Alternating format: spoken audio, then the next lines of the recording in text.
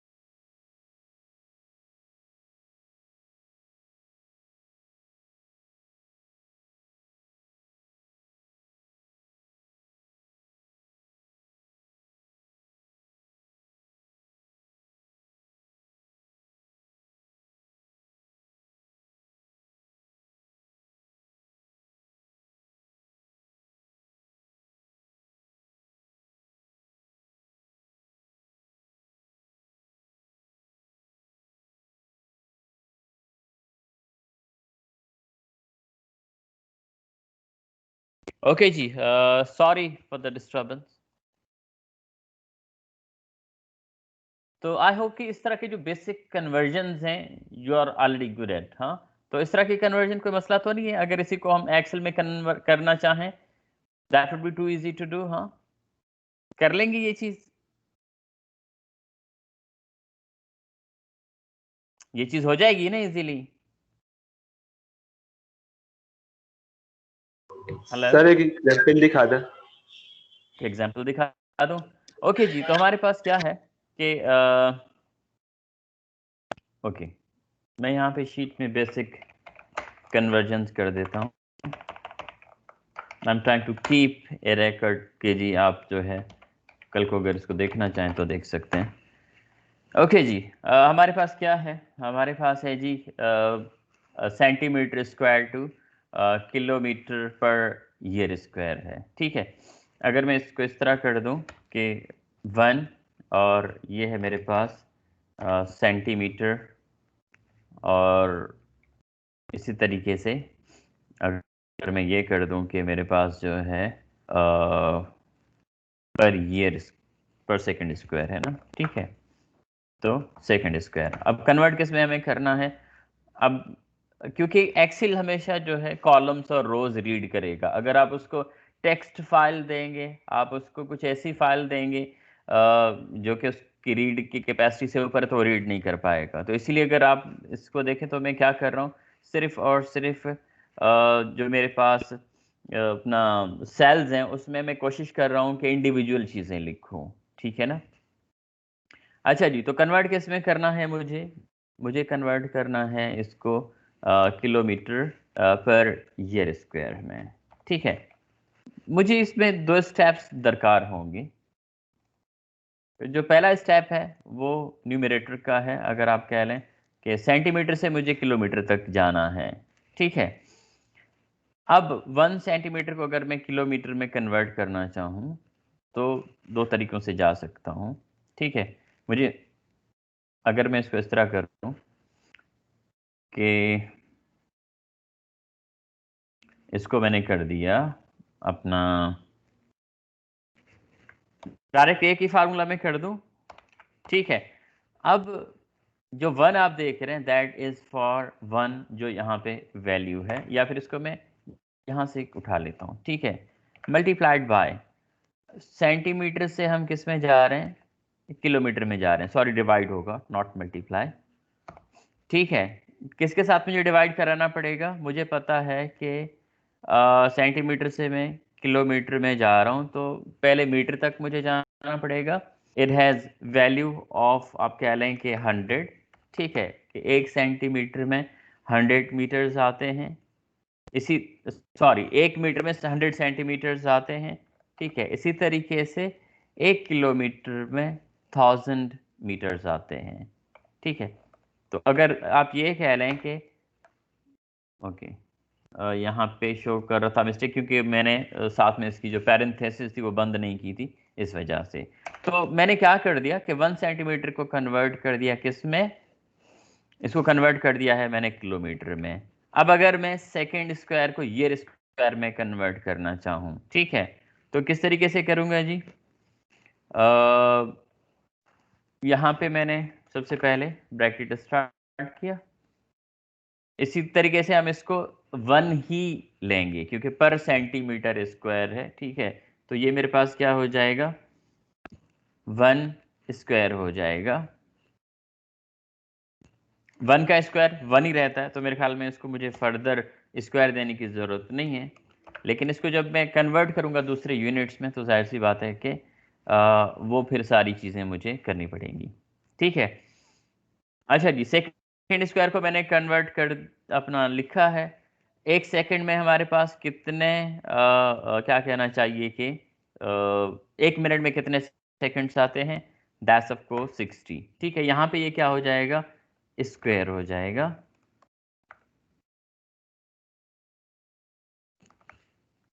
Okay, मुझे square करने के लिए ये वाला पावर यूज़ करना पड़ेगा। मुझे लगता है कि यहाँ पे मुझे मल्टीपल पैरेंथेसिस देनी पड़ेंगी ताकि जो मेरी कन्वर्जन है वो अफेक्ट ना हो। अच्छा जी, तो मैंने पहली कन्वर्जन का स्टेप कर लिया कि एक अपना मिनट में 60 सेकंड्स आ गए, ठीक है। इसी तरीके से अगर मैं मिनट से आवर में जा रहा हूँ तो उसमें भी क्या आएगा, 60 आ जाएगा। Of course that definitely will be square, क्योंकि सारा स्क्वायर के साथ ही चल रहा है। और इसी तरीके से अच्छा जी, हम सेकंड से मिनट में आ गए, मिनट से आवर में आ गए, ठीक है। तो 2 कन्वर्जन्स हमने की हैं। अब हम जाएंगे दिन पे, तो एक दिन में कितने आवर्स होते हैं, that's of course 24 hours, square square हो जाएगा। अगर आप चाहें तो इन स्क्वायर्स को अंदर भी लिख सकते हैं, जैसे कि अगर मैं इसको यहाँ इस तरह कर दूं तो still that will show a square, ठीक है। मेरे ख्याल में शायद अंदर इसको हम दोनों तरीके से देख सकते हैं, ठीक है। तो फिलहाल क्योंकि मैंने पिछले सारे बाहर किए तो उसको मैं बाहर ही कर रहा हूँ। अच्छा जी, इसका भी स्क्वायर हो गया। अच्छा जी, अब हम डेज पर आ गए, उसके बाद क्या है, ईयर पे हम जब जाना चाहेंगे तो हमें पता है कि 1 ईयर विल हैव 365 डेज। तो इसको मुझे क्या करना पड़ेगा, 365 डेज करना पड़ेगा, and definitely that will be square.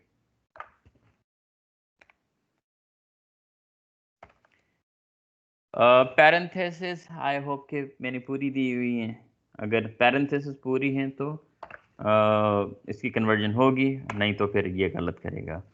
अच्छा जी, अब क्या करना है हमें, सिंपली जो मेरे पास सेंटीमीटर पर स्क्वायर वाली जो इक्वेशन है, like kilometre per year square, तो किलोमीटर की वैल्यू ऊपर आएगी। तो किलोमीटर की वैल्यू मेरे पास क्या है, ये है, डिवाइडेड बाय जो मेरे पास ईयर स्क्वायर की वैल्यू है।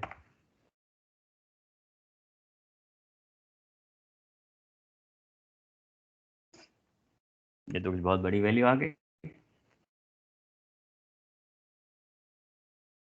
ओके, अच्छा जी, तो क्या वैल्यू आ रही है अगर हम इसको देखें तो 9.95 रेस्टिव 9 है। तो हम इसको यहाँ पे देख लेते हैं। तो एग्जैक्टली यही वैल्यू है। अगर इसको मैं लिखना चाहूँ किस में, यहाँ पे ये जनरल फॉर्म में है, ये ऊपर अगर आप देखें, ठीक है। हम इसको साइंटिफिक फॉर्म में लिखना चाहें, क्योंकि साइंटिफिक फॉर्म में लिखेंगे तो हमारे पास ये अपना उसमें आ जाएगा पावर के फॉर्म में, ठीक है। आई होप कि ये तो जैसे हम 9th में भी पढ़ते थे कि जनरल फॉर्म में कैसे लिखते हैं, साइंटिफिक में कैसे लिखते हैं, फ्रैक्शन में कैसे लिखा जाएगा, ठीक है, परसेंटेज में कैसे लिखते हैं। तो ये अगर आप वैल्यू देखें तो इस तरीके से हमने इसकी कन्वर्जन कर लिया है। अब अगर आप यहाँ पे देखें तो बुक में जैसे मल्टीपल स्टेप्स हैं कि इसको इसमें किया, इसको इसमें किया, हम लोगों ने एक ही सेल में सारे इक्वेशंस लगा दिए हैं, ठीक है। जब सारे इक्वेशंस लगा दिए हैं, उस सिचुएशन में भी हमारी कन्वर्जन सही से हो गई है। हाँ जी, so was that easy and understandable कि यूनिट्स बिल्कुल वही रहेंगे, ठीक है, किलोमीटर पर ईयर स्क्वायर। हाँ जी, अंडरस्टैंडेबल था, इजी था ये वाला। सर मुश्किल था। इसमें क्या मुश्किल थी?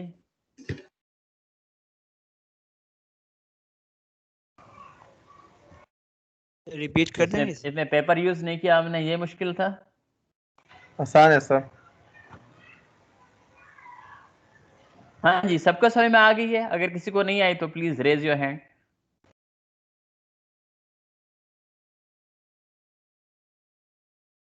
ओके, सर ये ईयर डबल वन वाला आपको रिपीट कर देंगे सर?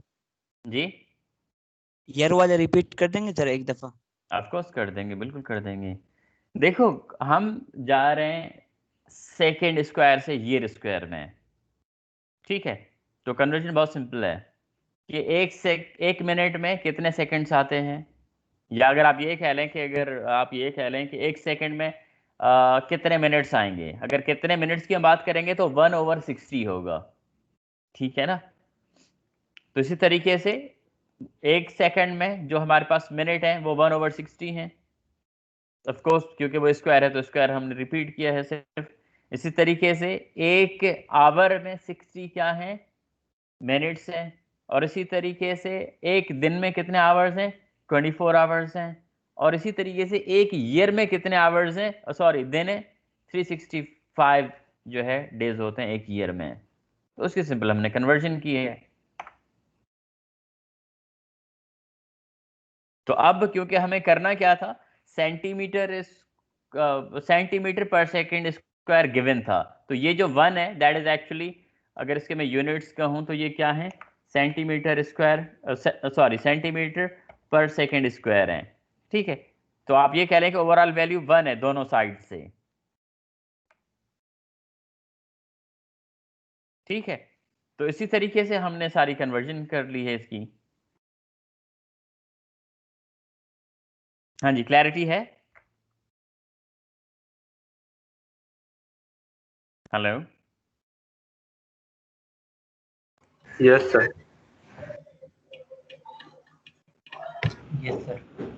ओके अगर बहुत ज़्यादा कन्फ्यूजन है तो you always can go step by step. जैसे मैंने यहाँ पे मल्टीपल स्टेप एक ही स्टेप में कर दिए हैं। अगर आप स्टेप बाय स्टेप जाना चाह रहे हैं तो कैसे जाएंगे? बहुत सिंपल है, सेंटीमीटर, मीटर, किलोमीटर, ठीक है। यहाँ पे सेकेंड, अब स्क्वायर है तो जाहिर सी बात है हमें स्क्वायर हर जगह पर रखना पड़ेगा।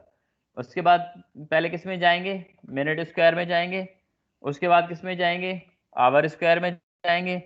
उसके बाद किस में जाएंगे, डे स्क्वायर में जाएंगे, ठीक है। आखिर में किस में जाएंगे, ईयर स्क्वायर पे चले जाएंगे। That is easy as well, ठीक है। मिसाल के तौर पे मैं यहाँ पे तो मैंने सिर्फ इस तरह सिंपल एक वैल्यू रखी ना। मैं अगर यहाँ पे बहुत रैंडम कर देता हूँ कि जी अगर कोई मेरे पास 85 है और ये वैल्यू है, इस तरीके से बहुत सारी वैल्यूज हैं, ठीक है। और इनको मैं जो है कन्वर्ट करना चाह रहा हूँ। अगर ये सेकेंड स्क्वायर की वैल्यूज हैं, इसको मैं यहाँ पे कट पेस्ट कर देता हूँ। अगर मैं मिनट स्क्वायर में जाऊँगा तो मुझे पता है कि मुझे क्या करना पड़ेगा, इक्वल का साइन, ये जो भी वैल्यू है मेरे पास, ठीक है। और क्या करना पड़ेगा, डिवाइडेड बाय 60 स्क्वायर करना पड़ेगा मुझे, क्योंकि मुझे पता है कि एक सेकेंड में कितने मिनट्स आते हैं? 1/60 आते हैं। और इसी तरीके से अगर मैं इसको करना चाहूंगा तो अगेन मिनट की जो भी वैल्यू होगी मेरे पास डिवाइडेड बाय 60 स्क्वायर हो जाएगा ये। इसी तरीके से अगर मैं डे स्क्वायर में आऊंगा तो मुझे क्या करना पड़ेगा? मुझे पता है कि एक दिन में कितने आवर्स होते हैं? 24 आवर्स होते हैं। ठीक है, तो मैंने यहाँ पे 24 कर दिया। इसी तरीके से अगर मैं जाना चाह रहा हूँ ईयर में, मुझे पता है कि एक दिन में कितने, सॉरी एक ईयर में कितने दिन 365 डेज आते हैं। 365 कर दिया and that's of course square. अब इसी तरीके से अगर आपके पास कोई भी वैल्यूज हैं, you always can do them.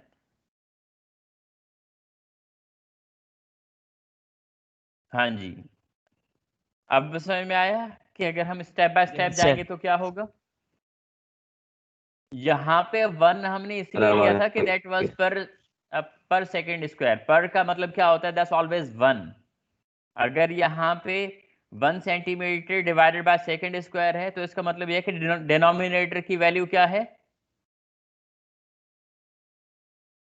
यहाँ पे डिनोमिनेटर की वैल्यू क्या है? 1। यस 1। ठीक है, तो उस वजह से जो हमने यहाँ पे कन्वर्जन की थी वो 1 के बेस पे की थी और न्यूमरेटर में वैसे ही 1 था।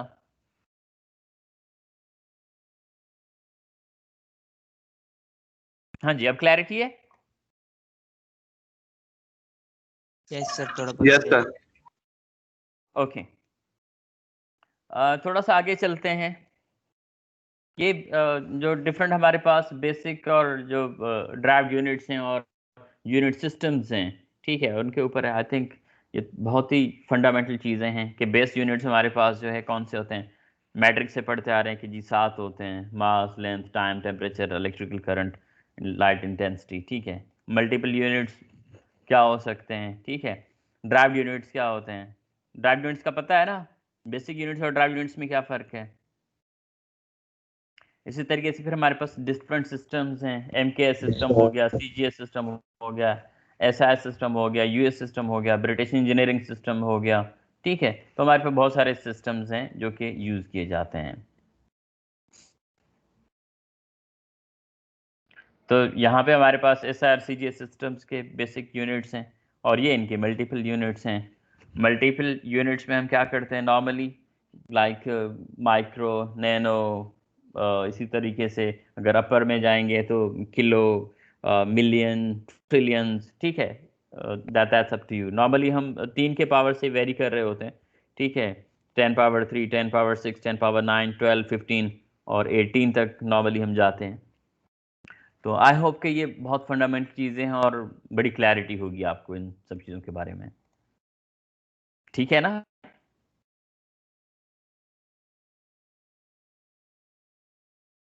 सारी चीज़ें पढ़ी हुई ना ये यूनिट्स तो? हेलो हेलो, क्यों भाई इतना सन्नाटा यस क्यों है? सर। अगर मुश्किल है तो पूछ ले मुझसे कि कुछ समझ में नहीं आ रहा, मुश्किल लग रहा है, अगर कुछ मुश्किल हो तो। अच्छा जी, इसी तरीके से कन्वर्जन्स हैं। ये थोड़ी देर पहले आप लोगों ने खुद कन्वर्जन की हैं। गुड, न्यूटन को आपने कन्वर्ट किया है, लीटर को आपने कन्वर्ट किया है, पास्कल को आपने कन्वर्ट किया है, इवन जूल भी कन्वर्ट हो सकता है। ठीक है, अच्छा जी, जैसे थोड़ी देर पहले हमने एक कन्वर्जन की थी वैसे ही एक और कन्वर्जन हो सकती है। जैसे यहाँ पे है कि हमारे पास जो बेसिक यूनिट है दैट्स 23 पाउंड मास फिट पर मिनट स्क्वायर है। इसको हमें कन्वर्ट करना है इनटू इक्विवेलेंट केजी सेंटीमीटर पर square. So that would B an easy conversion. सबसे पहले आपने क्या करना है, पाउंड को केजी में कन्वर्ट करना है। ठीक है, हमें पता है कि 1 पाउंड में हमारे पास कितने केजीज आते हैं? 0.453 केजीज आते हैं। इसी तरीके से आपका पाउंड कन्वर्ट हो गया then you have to go from from foot to centimetre. ठीक है, अब डायरेक्ट आप करना चाहें तो आप डायरेक्ट कर सकते हैं, अगर इनडायरेक्ट करना चाहें तो तब भी पॉसिबल है। नॉर्मली जो हमारे पास फैक्टर होता है वो फिट से मीटर में होता है। ठीक है, आप चाहें डायरेक्ट सेंटीमीटर लिख दें, जैसे इन्होंने यहाँ पे लिखा हुआ है कि 3.28 feet are equal to 100 centimetre, actually that's 1 metre. ठीक है, तो वो बजाय कि एक इंटरेस्ट टैप करते, पहले मीटर करते फिर सेंटीमीटर में जाते, तो उन्होंने डायरेक्ट 100 सेंटीमीटर कर दिया, दैट्स टोटली फाइन। तो इसी तरीके से आपके पास जो मिनट स्क्वायर है, you have to go to the second square. ठीक है, तो अगर मिनट स्क्वायर को हम कन्वर्ट कर रहे हैं सेकंड स्क्वायर में, तो हमें पता है कि उसका जो फैक्टर है दैट 60, ऑफ कोर्स स्क्वायर के साथ आएगा क्योंकि हमारे पास जो सेकंड है वो स्क्वायर में है। तो ओवरऑल यूनिट्स आपके जो कन्वर्जन होंगे वो कुछ इस तरह आ जाएंगे, जो डिनोमिनेटर्स के हैं वो डिनोमिनेटर में रहेंगे और जो न्यूमरेटर के हैं वो न्यूमरेटर में रहेंगे। आई होप कि that's an easy one. Yes sir.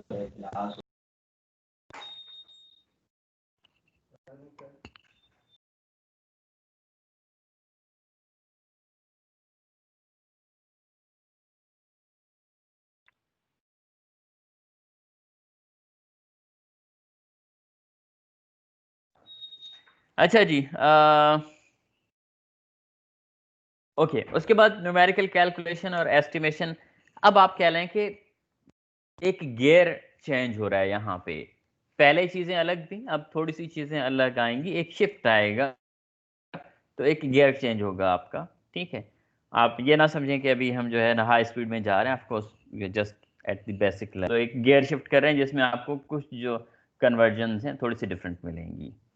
अच्छा जी, न्यूमेरिकल कैलकुलेशन एंड एस्टिमेशन में scientific notation, significant figures and precision, I think again these are very basic, very fundamental.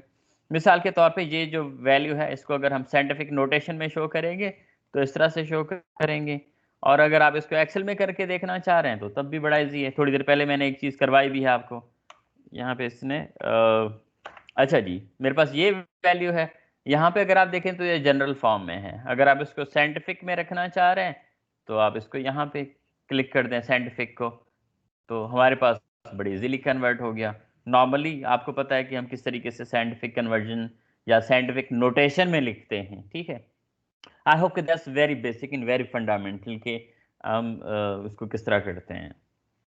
ठीक है, इसकी तो एक्सप्लेनेशन नहीं चाहिए आप लोगों को।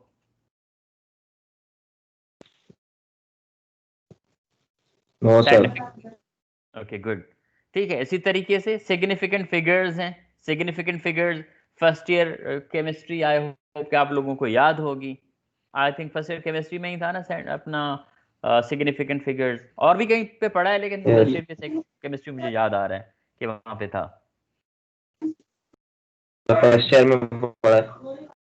हाँ, तो साइंटिफिक फिगर्स आई होप कि अपना सिग्निफिकेंट फिगर्स आई होप कि उसको भी एक्सप्लेन करने की ज़रूरत नहीं है कि इसमें कितने अपना सिग्निफिकेंट फिगर्स हैं, इसमें कितने हैं, इसमें कितने हैं, इसमें कितने हैं। ठीक है, तो दैट्स वेरी फंडामेंटल। हाँ, अच्छा, अब कुछ और हो सकता है अगर हम इसको यूं करना चाहें, मिसाल के तौर पे, क्योंकि हम यहाँ पे चीज़ों को आप ये कह लें कि थोड़ा सा डिफरेंट उसमें देख रहे हैं विथ रिस्पेक्ट टू कंप्यूटेशन देख रहे हैं, और एक्सेल स्पेशली यहाँ पे एक्सेल की एप्लीकेशन हम ज़्यादा फोकस कर रहे हैं। ठीक है, अब मिसाल के तौर पे ये जो थोड़ी पहले हमने कन्वर्जन की थी, मैं ये वाली वैल्यू ले लेता हूँ और नीचे इसको मैं इस वैल्यू से डिवाइड कर देता हूँ। ठीक है, तो मेरे पास कुछ इस तरीके से फिगर बनकर आ गया। अब ये पहले साइंटिफिक फॉर्म में है, मैं इसको पहले कन्वर्ट कर देता हूँ अपना उसमें जनरल फॉर्म में। जब जनरल फॉर्म में करूँगा तो मुझे ये जो है वैल्यू दे देगा कि मेरे पास जो वैल्यू है दैट्स 80.86। ठीक है, ओके जी। अब अगर मैं बात करूं कि जी ये जो वैल्यू है ये तो खैर टू सिग्निफिकेंट फिगर्स तक उन्होंने दिया है आफ्टर डेसिमल, लेकिन अगर कुछ और वैल्यूज हों, मिसाल के तौर पे इस वैल्यू की अगर मैं बात करूं, इसको मैंने यहाँ से उठा लिया है और इसको मैं यहाँ पे, ये जो आप देख रहे हैं 1 2 3, इसको अगर आप पेस्ट करेंगे तो फार्मूला हट जाएगा। ठीक है, तो ये जो वैल्यू मेरे पास यहाँ पे आई है बहुत सिंपल आई है, फार्मूले के बगैर आई है, तो इसमें अच्छे खासे डिजिट्स हैं मेरे पास। ठीक है, आप अगर ये ख्याल है कि इसमें जो मेरे पास डिजिट्स हैं, कितने डिजिट्स होने चाहिए जी इसमें, आई डोंट नो, एटलीस्ट मेरे ख्याल में कोई 15 to 20 डिजिट्स तो हैं इसमें, ठीक है, और वो भी डेसिमल के बाद। अब इसमें हम ये कर सकते हैं कि डिफरेंट लेवल्स तक जो हमारे पास क्या कहना चाहिए कि सिग्निफिकेंट फिगर्स हैं, हम देखना चाह रहे हैं, तो हम बड़े इजीली देख सकते हैं। वैसे इस वैल्यू में कोई चेंज नहीं आएगी, ये वैल्यू सेम रहेगी। जब आप इस पर क्लिक करेंगे तो ये एज इट इज़ यही आएगी, लेकिन सिर्फ विजिबिलिटी की बात होती है। यहाँ पे जो सेटिंग है इसकी, वो कितने तक है जी? डेसिमल के बाद कितने डिजिट्स आएंगे? 1 2 3 6, ठीक है। तो आफ्टर डेसिमल आपके पास जो डिजिट्स हैं वो कितने हैं? 6 डिजिट्स हैं, ठीक है। तो 6 सिग्निफिकेंट फिगर्स तक डिस्प्ले इसकी हो रही है। लेकिन अगर मैं इसको कम करना चाहूँ या ज़्यादा करना चाहूँ, ये ऊपर आप देख रहे हैं एरो के निशाना, अगर देखें तो इसको मैं अगर चाहूँ 4 पे ले आऊँ, चाहूँ 2 पे ले आऊँ, ठीक है, चाहूँ 3 पे ले आऊँ, और चाहूँ कि भाई इसको मैं ज़्यादा डिजिट शो करना चाह रहा हूँ, तो ऊपर मैं क्लिक करता जाऊँगा। जब मेरे पास डिस्प्ले वैल्यू आएगी तो वो जो सिग्निफिकेंट फिगर्स का लिमिट मैं रखूँगा उसी के मुताबिक आएगी, ठीक है। तो बाज़ दफ़ा हमें 2 डेसिमल फिगर्स तक दिखाना पड़ता है, ठीक है, बाज़ दफ़ा हमें 3 तक दिखाना पड़ता है। तो ये इस तरह चीज़ें जो है हो सकती हैं।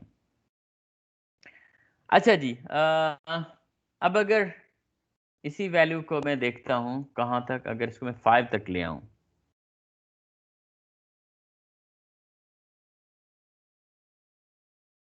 ओके। अब आपने नोटिस किया होगा कि यहाँ पे मेरे पास जो अपना वैल्यूज आ रही हैं, आखिर में अगर आप देखें 5 6 है, ठीक है। Now 6 is greater than 5। I hope कि राउंडिंग ऑफ डेटा आप लोगों को अच्छे से याद होगी। Any digit that is above 5, अगर हम उसको इलिमिनेट कर रहे हैं, then 1 must be added to the subsequent digit. मिसाल के तौर पे अगर मैं 6 को यहाँ से इलिमिनेट कर रहा हूँ तो 1 मुझे कहाँ पे ऐड करना पड़ेगा? 5 में ऐड करना पड़ेगा।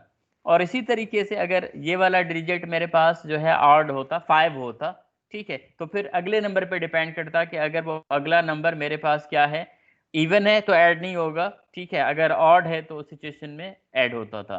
अब अगर मैं 6 को एलिमिनेट कर रहा हूँ तो ऑटोमेटिकली इस 5 को, ये जो 3 के बाद है, इसको 6 हो जाना चाहिए।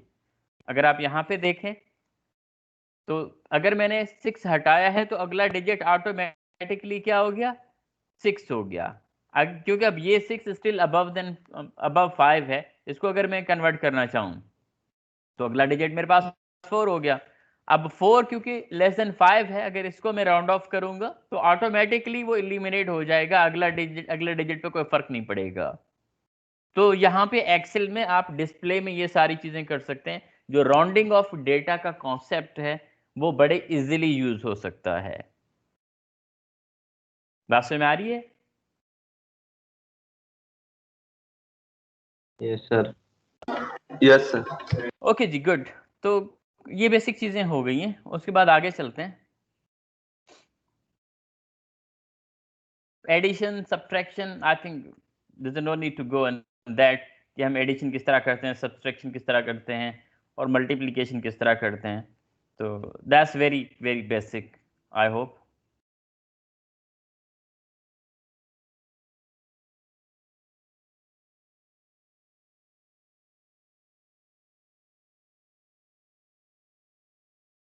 ओके जी, अब आ जाते हैं 2.5C पे, estimation of measured values sample mean. I hope कि आप लोगों को मीन पता होगी। हाँ जी, मीन क्या होती है? Sir average. सर बहुत सर सारे जितने नंबर हैं उतने ऐड करके हाँ, और बहुत सारे होते हैं। चले, अगर मैं अर्थमेटिक मीन की बात करूं एवरेज निकाल। जी, सर सबको प्लस करके जितने टोटल नंबर हैं उन्हें डिवाइड करते हैं। Okay, that's good. ठीक है, अब इस चीज को हम एक्सेल पे करने जा रहे हैं। निकालना है सर।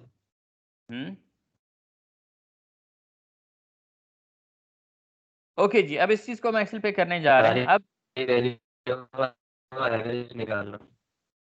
ओके, ठीक है, यहाँ पे मैंने मीन की हेडिंग डाल दी है। अब यहाँ पे मैं क्या कर रहा हूँ कि वहां से जो मैंने चीजें कॉपी पेस्ट की वो यहाँ पे ऐड कर दी हैं। ओके, बड़ा कॉम्प्लेक्स सिचुएशन आपको नजर आ रहा होगा कि ये क्या होने जा रहा है। अच्छा जी, मेरे पास 2 रोज थी, दोनों को मैंने कन्वर्ट कर दिया, अक्सर आप लोग भी करते होंगे। अब क्या किया जाए ऐसा कि इनको हम सही कैसे करें? किस तरह आप लोग सही करते हैं कि अगर अब ये टेक्स्ट के फॉर्म में था, ठीक है, और हालांकि इसको एक रो के फॉर्म में होना चाहिए था और इसको भी एक रो के फॉर्म में होना चाहिए था, तो हम किस तरह कर सकते हैं? ये काफ़ी इजी है, मैं दोनों को एक साथ करके देख रहा हूँ। यहाँ पे ऑप्शन आता है आपके पास, लेट मी चेक। ओके जी, यहाँ पे अगर आप ये देखें टेक्स्ट टू कॉलम्स वाला फॉर्म, ओके मेरे ख्याल में एक दफ़ा में ये नहीं करेगा।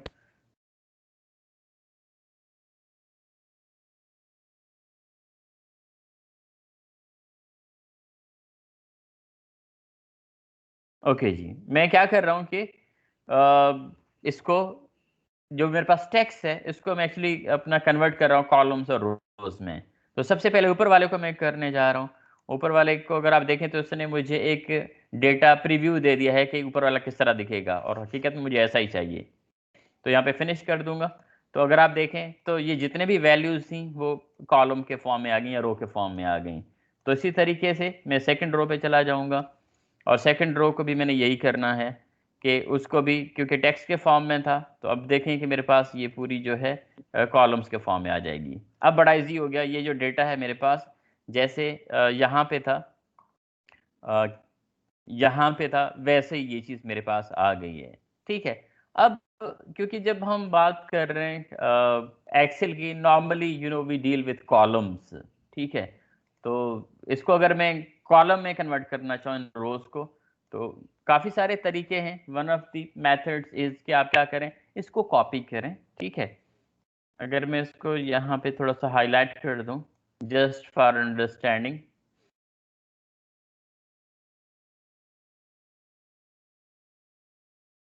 ओके, अच्छा जी, इसको अगर मैं कॉपी कर लूँ यहाँ से, ठीक है, अब जब मैं इसको कॉपी कर रहा हूँ और मुझे इन रोज को कन्वर्ट करना है इनटू कॉलम्स, तो मैं क्या करूँगा, यहाँ पे राइट क्लिक करूँगा और पेस्ट के ऑप्शन में जाऊँगा और यहाँ पे स्पेशल पे क्लिक करूँगा। ठीक है, स्पेशल में जाके नीचे चला जाऊँगा स्पेशल। अब जब मैं यहाँ पे स्पेशल पे जा रहा हूँ तो मुझे अब बहुत सारे ऑप्शन ये दे रहा है कि भाई क्या करना है, कोई फार्मूला लगाना है, कोई फॉर्मेट, कोई कमेंट, कोई वैलिडेशन, कोई एडिशन करनी है, सब्सट्रैक्शन, मल्टीप्लिकेशन, डिवीजन। इसके साथ साथ कह रहा है कि स्किप ब्लैंक्स, अगर कोई ऐसी मेरे पास अपना कॉलम है जहां पे कोई वैल्यू नहीं है, खाली है, तो वो उसको स्किप कर देगा। आखिर में ऑप्शन आ रहा है मेरे पास ट्रांसपोज। हमें पता है कि ट्रांसपोज हमने शुरू से पढ़ा है मैथमेटिक्स में कि if you want to convert your rows into columns और कॉलम्स इनटू रोज, जो वाइस वर्सा का कॉन्सेप्ट है, then you always can use transpose. तो यहाँ पे आप क्लिक करें ट्रांसपोज को, तो बड़े इजीली आपके पास कन्वर्जन हो गई है। ठीक है, अब अगर देखें तो वही जो चीज़ें थी हेडिंग्स, वो वहाँ यहाँ पे आ गई हैं। तो ये रन नंबर आ गया हमारे पास और इसी तरीके से यहाँ पे हमारे पास कन्वर्जन आ गया है। ठीक है, अच्छा जी, अब अगर हम अर्थमेटिक मीन की बात करें, हमें पता है कि हमारे पास अर्थमेटिक मीन क्या होता है, सम ऑफ दोज ऑल डिजिट्स। अगर आप चाहें तो डायरेक्ट भी ये चीज़ हो सकती है। मैंने यहाँ पे सम कर दिया और जो मेरे पास नंबर ऑफ वैल्यूज़ हैं कितनी है जी, 10 है, तो 10 से डिवाइड करा दूंगा तो मेरे पास क्या आ जाएगा, जो अर्थमेटिक मीन है। और इसको अगर मैं एवरेज से करना चाहूँ, एवरेज से भी हो जाना चाहिए।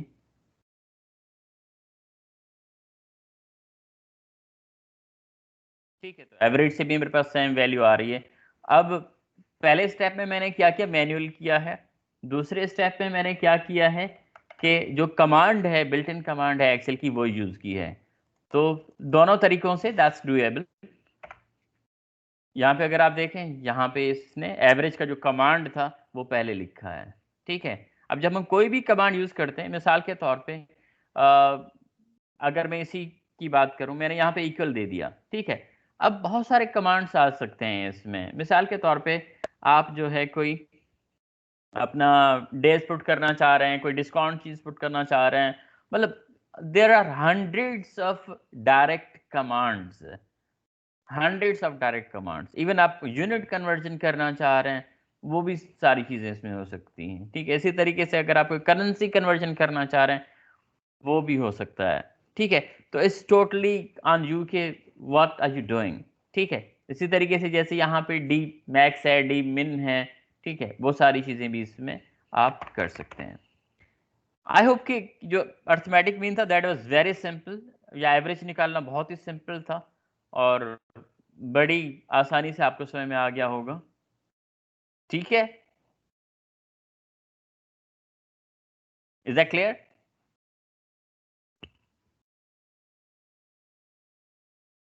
हाँ जी, क्लैरिटी है, आगे चलें।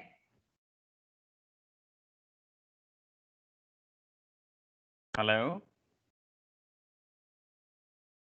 क्या और नाश्ता कर रहे हैं आप? सब जी चले सर, गए हैं? जी सर, समझ में आ गया।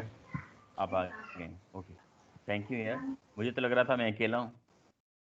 अच्छा जी, अब होता ये है कि बाज़ दफ़ा हमारे पास बड़ा मुश्किल हो जाता है कि हम एक्सपेरिमेंट्स वगैरह जब रन करते हैं तो चीज़ों को स्टैटिस्टिकली एनालाइज करना, क्योंकि हमें जो डिज़ायर्ड वैल्यूज़ चाहिए होती हैं वो काफ़ी मुश्किल हो जाती हैं, ठीक है। अब यहाँ पे आप देखें तो हम लोगों ने मीन बड़े इजीली निकाल लिया और यहाँ पे इसका फार्मूला गिवन है, क्योंकि बहुत फंडामेंटल था तो फार्मूला पे जाने की ज़रूरत नहीं पड़ी हमें कि हम किस तरीके से जो है मीन निकालते हैं। स्टैटिस्टिक्स आई थिंक शायद अभी आपने नहीं पढ़ी। स्टैटिक्स पढ़ रहे हैं अभी आजकल या पढ़ेंगे आगे? स्टैटिस्टिक्स एंड प्रोबेबिलिटी नहीं पढ़िए सर। नहीं पढ़ी, ओके, आगे चल के पढ़ेंगे आई होप कि अगले सेमेस्टर में। तो आप ये कह लें कि स्टैटिस्टिक्स का बड़ा रोल है इसमें, ठीक है ना, और Excel is very handy for statistical analysis. अच्छा जी, तो ये जो आप देख रहे हैं यहाँ पे वैल्यूज, ये आप ये कह लें जो मीन हमारी आई थी, तो इन्होंने क्या कर दिया कि जो भी हमारे पास वैल्यूज थी वो प्लॉट कर दी हैं और फिर इन्होंने जो है इसको मीन से शो कर दिया। अगर हम करना चाहें तो हम भी कर सकते हैं, कोई मसला नहीं है। कैसे करेंगे? यहाँ पे ब्लैंक स्पेस पे क्लिक करें ताकि आपका जो ग्राफ है उनको कवर ना करे जो आपका टेक्स्ट है। तो इंसर्ट में चले जाएं, इंसर्ट में जाने के बाद यहाँ पे अगर आप देखेंगे तो आपको स्कैटर्ड चार्ट नजर आएगा जो कि एक्स वाई फॉर्म में है, या जिसको हम बबल चार्ट भी कहते हैं। तो बबल चार्ट पे क्लिक किया आपने, ठीक है। अब उसके बाद आपसे पूछेगा कि भाई डेटा क्या ऐड करना है इसमें। अगर आप राइट साइड पे चले जाएं आपको सेलेक्ट डेटा का ऑप्शन मिलेगा और उसके बाद आप इसमें ऐड कर दें कि आप सीरीज क्या ऐड करना चाह रहे हैं। मिसाल के तौर पे आप जो है अर्थमेटिक मीन देखना चाह रहे हैं, ठीक है, वो आपने यहाँ पे लिख के दिया है। एक्स की वैल्यूज हमारे पास क्या है? एक्स की वैल्यूज नंबर ऑफ रन हैं यहाँ पे, ठीक है, और हमारे पास वाई की वैल्यूज क्या है? वाई की वैल्यूज हमारे पास कन्वर्जन परसेंटेज है जो कि यहाँ पे है, ठीक है। हमने क्या कर दिया जी, हमने यहाँ से इसको सेलेक्ट कर दिया और अब हम इसको चाहें तो प्लॉट कर सकते हैं। हाँ जी, तो यहाँ पे अगर आप देखें कि ये सेम प्लॉट हमारे पास बन गई है। अब सिर्फ ज़रूरत इस बात की है कि हम एक लाइन ड्रॉ करें। कौन सी लाइन ड्रॉ करनी है? जो हमारे पास मीन की वैल्यू आई है, ठीक है। तो मीन की हमारे पास वैल्यू क्या थी? मीन की वैल्यू हमारे पास है 69.3, तो यहाँ कहीं होना चाहिए इसको। अगर इसको मैं फर्दर बुक की तरह कर दूँ कि यहाँ पे इन्होंने क्या कर दिया है कि आपके पास जो वैल्यूज़ हैं ये इन्होंने थोड़ी सी इसकी बढ़ा दी है, जो स्केल है हम इसको बड़ी इजीली बढ़ा सकते हैं ताकि हमारी जो वैल्यूज़ हैं वो करीब करीब दिखें। अब यहाँ पे देखें जो वैल्यूज़ हैं वो लाइन के करीब करीब हैं, वो इसलिए कि जो स्केल है लेफ़्ट साइड का वो उन्होंने ज़्यादा कर दिया है। अब हमारा जो स्केल है वो स्मॉल है, उस वजह से वैल्यूज़ आपको बहुत दूर दूर नज़र आ रही हैं। तो मैं क्या करूँगा, स्केल पे क्लिक करूँगा और यहाँ पे अगर आप देखें कि हमारे पास जो वैल्यूज़ हैं मिनिमम स्केल पे ऊपर कितनी है, 66 हैं। हम चाहते हैं कि नहीं 66 थोड़ा सा हमारे पास ज़्यादा बड़ी वैल्यू है, हम इसको जो है 50 कर देते हैं और जो अपर लिमिट है उसको हम कर देते हैं कोई लेट्स से कि 85 कर देते हैं, ठीक है। इसको मैंने 85 कर दिया। अब अगर आप इस लाइन को देखें तो आपको ये लगेगा कि जो हमारे पास पॉइंट्स हैं वो काफ़ी करीब हैं, ठीक है। हम यहाँ से अगर लाइन को ड्रॉ करेंगे तो यहाँ से इस तरह चली जाएगी लाइन। हाँ जी, इज दैट इजी और? तो हमारे पास एक्स Yes, एक्सिस पे sir. यहाँ पे नंबर ऑफ एक्सपेरिमेंट्स हैं और लेफ्ट साइड पे हमारे पास कन्वर्जन है, ठीक है। Yes sir sir. ग्राफ को एक बार दोबारा से रिकेप करते हैं। देखें, ग्राफ का पहला असूल ये है कि you need to know what is x and what is y. ठीक है, जब हम बात करते हैं एक्स की, x is always an independent parameter. Independent parameter वो होता है उसको कोई फर्क नहीं पड़ता किसी के चेंज होने से। मिसाल के तौर पे आप बात कर लें अपने स्टडी की, ठीक है, अगर मैं बात करूं आपके हार्डवर्क की या फिर आपके टाइम की जो आप स्टडी को देना चाह रहे हैं, now this is an independent parameter. ठीक है, उस टाइम को फर्क नहीं पड़ेगा आप जो है आपकी जीपीएस क्या आ रही हैं, हाँ, लेकिन आपके टाइम से जीपीए पे जरूर फर्क पड़ेगा। सो यू कैन से कि आपका जो काम है स्टडी का, जो टाइम आप दे रहे हैं वो इंडिपेंडेंट है, लेकिन आपकी जीपीए, आपकी परसेंटेज, आपके जो ग्रेड्स हैं वो उन पे डिपेंडेंट हैं। तो आपका टाइम देना इंडिपेंडेंट पैरामीटर हो गया, और जो आपके रिजल्ट्स हैं, आउटकम्स हैं, वो क्या हो जाएंगे, डिपेंडेंट पैरामीटर हो जाएंगे। फॉर एग्जांपल अगर मैं ये कहूँ कि आप एवरेज जो है एक सेमेस्टर में 5 घंटे देते हैं पढ़ाई के लिए, टोटल 5 घंटे, 5 कोर्सेज हैं, आपने सिर्फ 1 आवर एक कोर्स के लिए दिया। अब जो आपका डिपेंडेंट पैरामीटर है, आपका पास होना फेल होना, जीपीए बड़े खतरे में है, बड़ा मुश्किल है कि आप पास हों। अगर इस 5 को मैं मल्टीप्लाई कर दूं लाइक 100 से, आप एक सेमेस्टर में 500 आवर्स देते हैं टोटल पढ़ाई को। अब आप देखें कि आपका जो डिपेंडेंट पैरामीटर था, जो आउटकम था, जीपीए या आपकी जो ग्रेड्स हैं, वो किस तरीके से ऊपर शूट करेंगी। ठीक है, तो आई होप कि इंडिपेंडेंट और डिपेंडेंट पैरामीटर आपको बड़े आसानी से क्लियर है। अब बात कर लेते हैं यहाँ पे इस ग्राफ में। अब इसी में भी 2 पैरामीटर्स हैं आपके पास, एक डिपेंडेंट पैरामीटर है, एक इंडिपेंडेंट पैरामीटर है। अब जो नंबर ऑफ एक्सपेरिमेंट है वो तो आपके ऊपर है ना, आप 1 रन करें, 2 रन करें, 10 रन करें, आपके ऊपर है। ये जो नीचे रन आप देख रहे हैं, that's actually number of experiment, या हम नॉर्मली एक्सपेरिमेंट को रन कहते हैं लिटरेरी में। ठीक है, ये दौड़ने वाला रन नहीं है।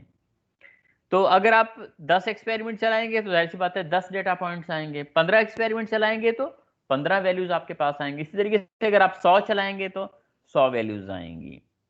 अब जो भी वैल्यूज आपके पास आ रही हैं आप उनको नोट डाउन करते जाएंगे, जैसे यहाँ पे हमने नोट डाउन किया है कि भाई पहला जो एक्सपेरिमेंट था उसकी जो कन्वर्जन थी वो क्या थी, इसी तरीके से सेकंड एक्सपेरिमेंट का क्या है। अब ये जितने ज्यादा नंबर ऑफ एक्सपेरिमेंट्स होंगे उतनी ही ज्यादा वाई वैल्यूज हमारे पास आएंगी। ठीक है, जितनी ज्यादा वाई वैल्यूज आएंगी उतना अच्छा एवरेज हमारा निकलेगा। अगर मैं कि यहाँ पे 10 वैल्यूज हैं, अगर ये सिमिलर ट्रेंड से हम चले जाएं, कोई 30 वैल्यूज हम ऐड कर लें, उस वक्त जो हमारे पास एवरेज निकलेगा that would be more accurate. ठीक है, तो अब हमने यहाँ पे क्या किया है, जो हमारे पास नंबर ऑफ रन्स वाला कॉलम था उसको हमने एज अ एक्स ले लिया, आपको याद हो तो। ठीक है, एट द सेम टाइम हमने क्या किया है कि हमारे पास जो कन्वर्जन परसेंटेज थी एक्स की, जो ये वाली वैल्यूज थी, ठीक है, उसको हमने वाई पे रखा है और हमने इसको प्लॉट कर दिया। अगर आपको प्लॉट इस तरह लग रहा है कि बहुत ज्यादा वेरिएशन आपको नजर आए तो बड़ा इजी है कि आप इसमें जो आपके पास जो अपना वो है अपना स्केल है, आप उसको चेंज कर दें। थोड़ी देर पहले का स्केल क्या था, 66 to 75 था मेरे ख्याल में। अब यहाँ पे स्केल हमने 50 to 85 कर दिया है। तो जब स्केल हमने वाइड कर दिया तो जाहिर सी बात है जो वैल्यूज हैं वो ऑटोमेटिकली एक दूसरे के पास दिख रही हैं। हालांकि उनकी इंटेंसिटी पे कोई फर्क नहीं पड़ेगा, वो सेम रहेगी, लेकिन सिर्फ डिस्प्ले में फर्क आएगा। हाँ जी, तो क्लैरिटी है। सर ये चार्ट डिजाइन का सर ऑप्शन सर हमारे एक्सेल में नहीं आ रहा। क्यों भाई, आपके पास कौन सा एक्सेल है? सर 2013 13 पे क्यों नहीं आ रहा? How is it possible? Okay, आपके पास ये वैल्यूज लिखी हुई हैं, ये वैल्यूज आपने लिख ली हैं? ये सर चार्ट सर इनका बनाया है। चार्ट बना लिया आपने? यस सर चार्ट, आप तो कह रहे सर आपने चार्ट चार्ट नहीं बनाया लिखा। मतलब कि कॉलम और रोज बनाएंगे। कॉलम और रोज बनाई हैं, मतलब ये ग्राफ नहीं बना। नहीं सर ग्राफ आप इंसर्ट में जाएं। सर। ओके, ये यहाँ पे डॉट्स नजर आ रही है आपको, ये वाले चार्ट्स नजर आ रहे हैं? यस सर यहाँ पर आ रही हैं? Yes sir okay, scatter chart पे प्लॉट पे टिक करें, क्लिक करें। यस यस सर कर ओके, दिया ये ग्राफ आ गया आपके पास इस तरह ब्लैंक। यस ये आ गया ओके, ब्लैंक अब यहाँ पे राइट साइड पे ऊपर देखो तो सेलेक्ट नजर आएगा, select data select data. Select data पे गए, अब कह रहा है कि ऐड, ऐड पे क्लिक करें। सीरीज नेम है ये, आप कुछ भी दे सकते हैं, डिपेंड करता है कि आप करने क्या जा रहे हैं। अब जैसे हम लोग क्या करने जा रहे हैं, अर्थमेटिक मीन निकाल रहे हैं ना, तो मैंने क्या कर दिया, AR मीन कर दिया है अपनी तरफ से।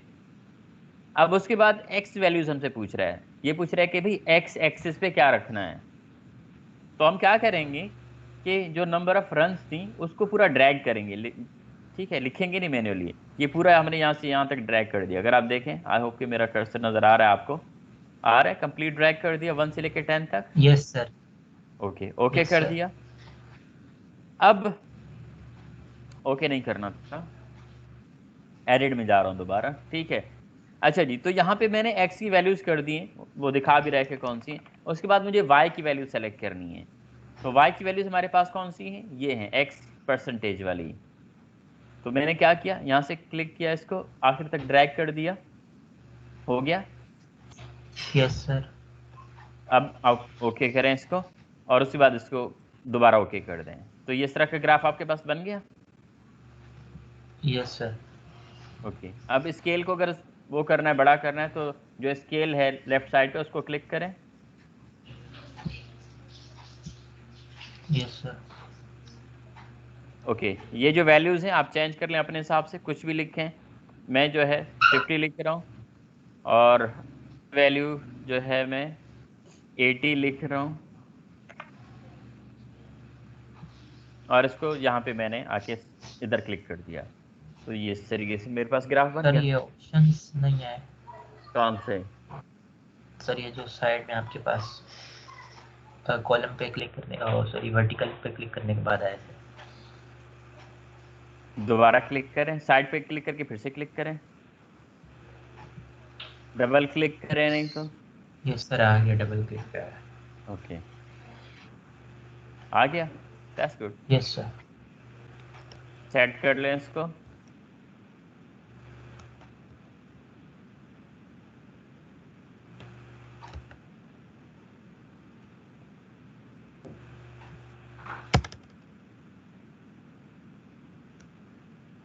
यस सर हो गया।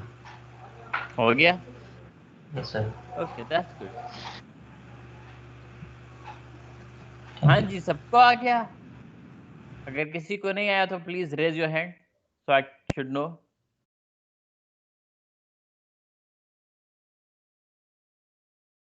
ग्राफ ड्रॉ करना आ गया सबको? Okay that's good.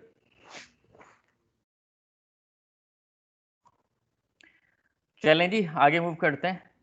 उसके बाद ये जो आप देख रहे हैं, आपके लिए होमवर्क है, बड़ा इजी काम है। इसको जो आप देख सकते हैं, ये वाला जो weekly production rates of pharmaceutical product over past 6 weeks have been this this this, ठीक है। और उसमें जो है ये 2-3 क्वेश्चंस हैं, आप इसको सॉल्व करेंगे। तो ये आज का पहला होमवर्क है आपके लिए। इसका आंसर आपको मिलेगा पेज नंबर 654 पे। तो ये ऑलरेडी सॉल्व है, लेकिन आप इसको फिर भी सॉल्व करेंगे एक्सेल पे। सर ये बुक मिल जाएगी? ऑफ कोर्स मिल जाएगी। आप लोगों ने मुझे व्हाट्सएप पे ऐड नहीं किया, वरना मैं वहाँ भेज देता, क्योंकि यहाँ पे तो मैंने ट्राई की थी लेकिन बुक हो नहीं रही थी मुझसे। अगर बुक जो है, ओके, अपलोड फ्रॉम कंप्यूटर, और ये तो आ गया reaction engineering, okay, undergrad computational techniques, right. और मैं पढ़ा रहा हूँ आप लोगों को 4th edition of elementary principles. Okay, ये वाली 4th एडिशन है।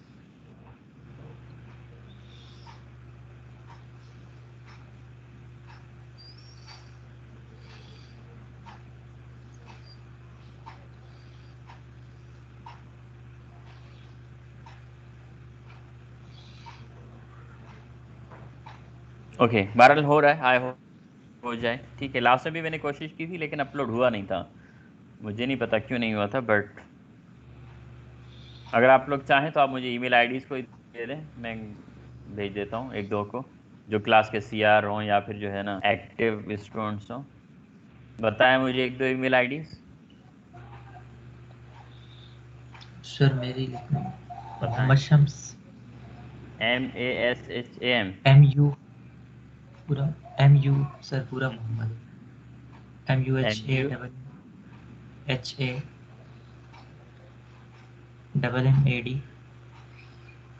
MM okay, SHAM SH, AM ये शारिक है? नहीं, कोई शम्स और है। Sir okay, AM SHAMS S 688। 688। देख लें आईडी से मैंने। यस सर यही है। ओके, कहाँ पे? जीमेल पे। Yes sir.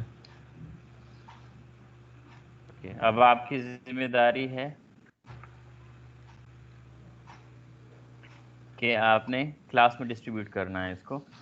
आप लोगों का कोई व्हाट्सएप ग्रुप नहीं है? मैं 2 दिन से दूसरे लेक्चर से पूछ रहा हूँ। यस सर, है मटेरियल सर ग्रुप आप है। नंबर सेंड तो करते हैं मुझे सर। क्यों ऐड नहीं करते उसमें भाई? सर आपका नंबर मैंने ही कोई नहीं। चोरी किया है? अच्छा, मेरा नंबर नहीं आप लोगों के पास। नंबर है आपका लिखें सर। कोई जिसने लिखना है। यस सर, लिखवा दे। 0334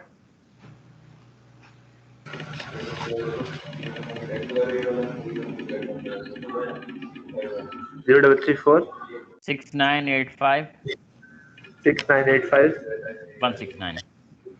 169। जी।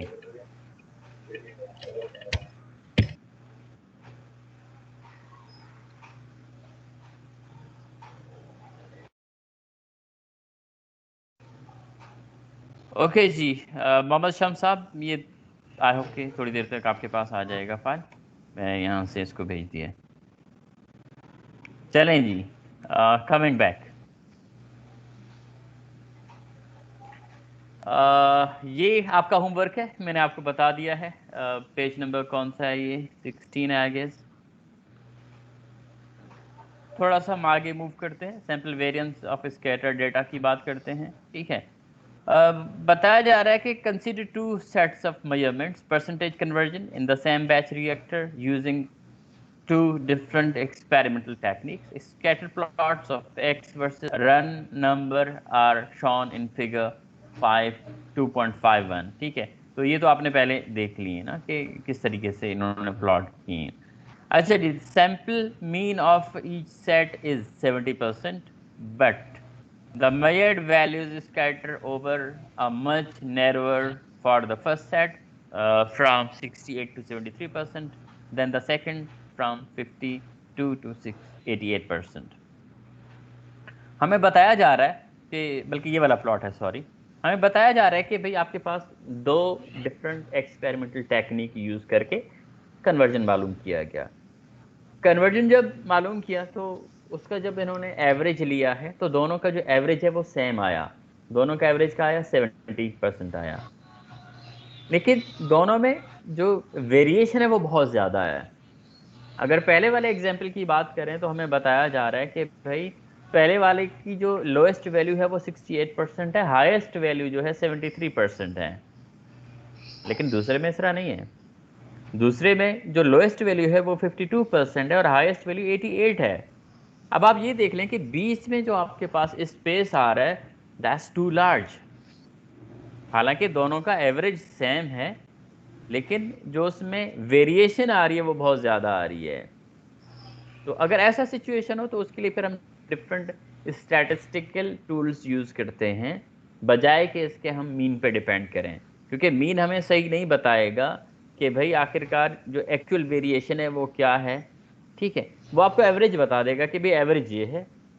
मिसाल के तौर पे आपके क्लास का एक 4 GPA वाला, ठीक है, एक जो है 3.9 वाला, 3.8 वाला, 3.85, 3.95, 10 स्टूडेंट आप ऐसे ले लें जिनका 4 से लेके 3.8 तक GPAs हैं। चलें, अब यहाँ से आप एवरेज ले लें, बड़ा इजी है, समझ में आ जाएगा कि क्लास की नौयत क्या है, आपकी क्लास में किस तरह के स्टूडेंट्स हैं। अभी इसी में आप क्या करें कि ये जो 3.8 से लेके 20 तक थे, ये 10 स्टूडेंट्स हैं, आप 4 स्टूडेंट और ऐड कर दें नीचे से। एक की GPA 2 है, दूसरे की GPA 2.5 है, तीसरे की 2.6 है। अब आपके पास एवरेज क्या बनेगा? ठीक है, एवरेज आपके पास जाके बनेगा कोई 3 या 3.2 के करीब। लेकिन एक्चुअल पता नहीं लग रहा कि कितने कमज़ोर बच्चे हैं क्लास में और कितने अच्छे बच्चे हैं। ऐसे लग रहा है कि सब मॉडरेट हैं। ऐसे ही लगेगा ना जब हम एवरेज लेंगे तो अब ये आप कह लें कि दिस वुड बी मिसलीडिंग, कि जो बाकी टॉप लेवल के स्टूडेंट्स हैं उनका नहीं पता चल रहा, जो बहुत लो लेवल के स्टूडेंट्स हैं उनको भी पता नहीं चल रहा। ठीक है, तो इसके लिए हम क्या करते हैं, फिर डिफरेंट टेक्निक्स यूज करते हैं कि जी एक्चुअल जो वेरिएशन है हम उसको किस तरीके से डिटरमाइन कर सकें। तो यहाँ पे इस एग्जाम्पल में 3 डिफरेंट टेक्निक्स बताए गए हैं हमें। ठीक है, एक हमें बताया गया है कि रेंज के हिसाब से आप इसको कर सकते हैं, दूसरा हमें सैंपल वेरिएंस का बताया गया है, और तीसरी जो है सैंपल स्टैंडर्ड डेविएशन का बताया गया है। रेंज बहुत फंडामेंटल है, आई होप कि आप जानते होंगे इसके बारे में, और सैंपल वेरिएंस शायद कहीं आपने पढ़ी हो, आई डोंट नो कि इंटर तक हम पढ़ते हैं कि नहीं पढ़ते, लेकिन आप स्टैटिस्टिक्स में पढ़ेंगे। और इसी तरीके से सैंपल स्टैंडर्ड डिविएशन है जो कि हम स्टैटिस्टिक्स में करते हैं। तो इन तीनों मेथड्स में से तीनों आते हैं आप लोगों को?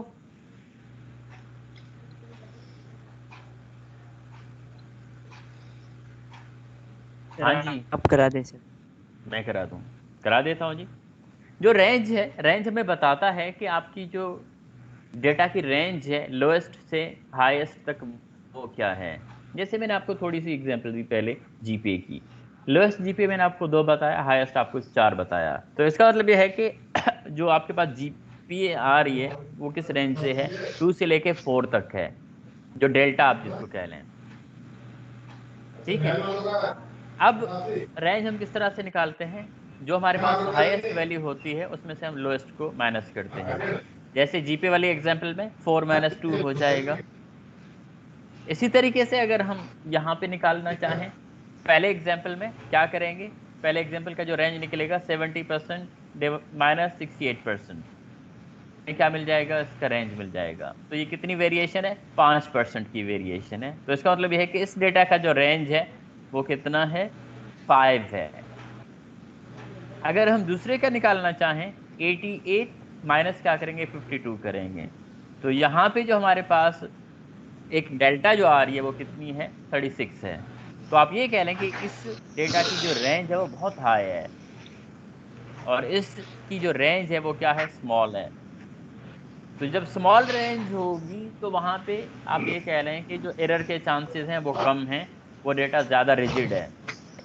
और जो दूसरा डेटा है जिसमें बहुत ज़्यादा रेंज है, ठीक है, तो यहाँ पे वेरिएशन बहुत ज़्यादा आ रही है, तो उस वजह से जो आपके पास एरर के चांसेस हैं या जो एरर आएगा वो भी डेफिनेटली हाई आएगा।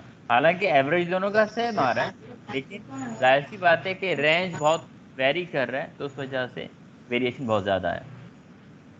तो एक डिटरमिनेंट रेंज है आपका, कि रेंज आपको बता देता है कि आपकी वेरिएशन कितनी ज़्यादा है, राइट। अच्छा जी, दूसरा क्या है, सैंपल वेरिएंस है। सैंपल वेरिएंस हम किस तरीके से कैलकुलेट करते हैं, सैंपल वेरिएंस को एक्चुअली आपके पास जो फार्मूला होता है वो ये वाला फार्मूला है। जो भी हमारे पास कोरिस्पोंडेंट वैल्यू हो, ठीक है, उसमें से हमने क्या करना है, एवरेज को माइनस करना है। मिसाल के तौर पे हम इन्हीं वैल्यूज को ले लेते हैं। ओके जी, ये वैल्यूज कहाँ पे हैं,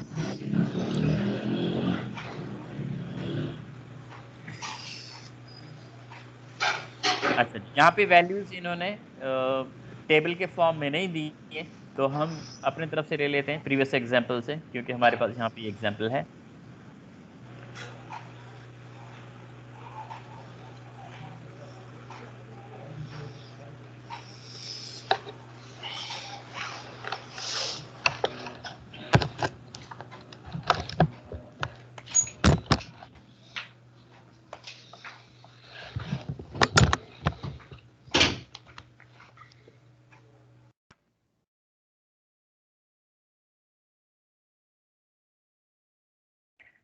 ओके जी, सैंपल वेरिएंस को मैंने यहाँ पे इंसर्ट कर दिया है। That's run and that's conversion x%। ठीक है, ये एक डेटा सेट है। दूसरा सेट मुझे खुद बनाना पड़ेगा। बनाना क्यों पड़ेगा? क्योंकि टेबुलेटेड वैल्यूज नहीं है, ग्राफिकल रिप्रेजेंटेशन में है। अब जाहिर सी बात है कि मेरी वैल्यूज 100% सही नहीं आ सकती, तो अपर इन्होंने 88 रखा है, लोएस्ट इन्होंने 52 रखा है। 88 और 52। अब अगर मैं इसको इस तरह कर दूं,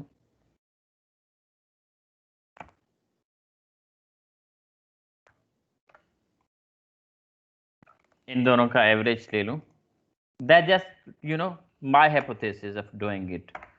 you can do it anyways what you want. Okay, इसको मल्टीप्लाई से क्यों करवा दिया? डिवाइड करवाना था। ओके,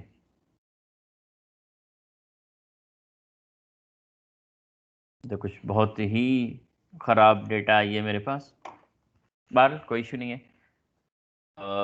इसको मैं थोड़ा सा सर, ये दैट आपने जस्ट किस पे सैंपल डिपेंड करता है? कि मैं अपनी तरफ से एक तजर्बा कर रहा हूँ, आप ये कह लें। ठीक है, ओके जी। तजर्बा क्या है? तजर्बा हम ये कर रहे हैं कि हम वेरिएंस मालूम करना चाह रहे हैं इस सैंपल के लिए। हमें फार्मूला बताया गया है वेरिएंस का।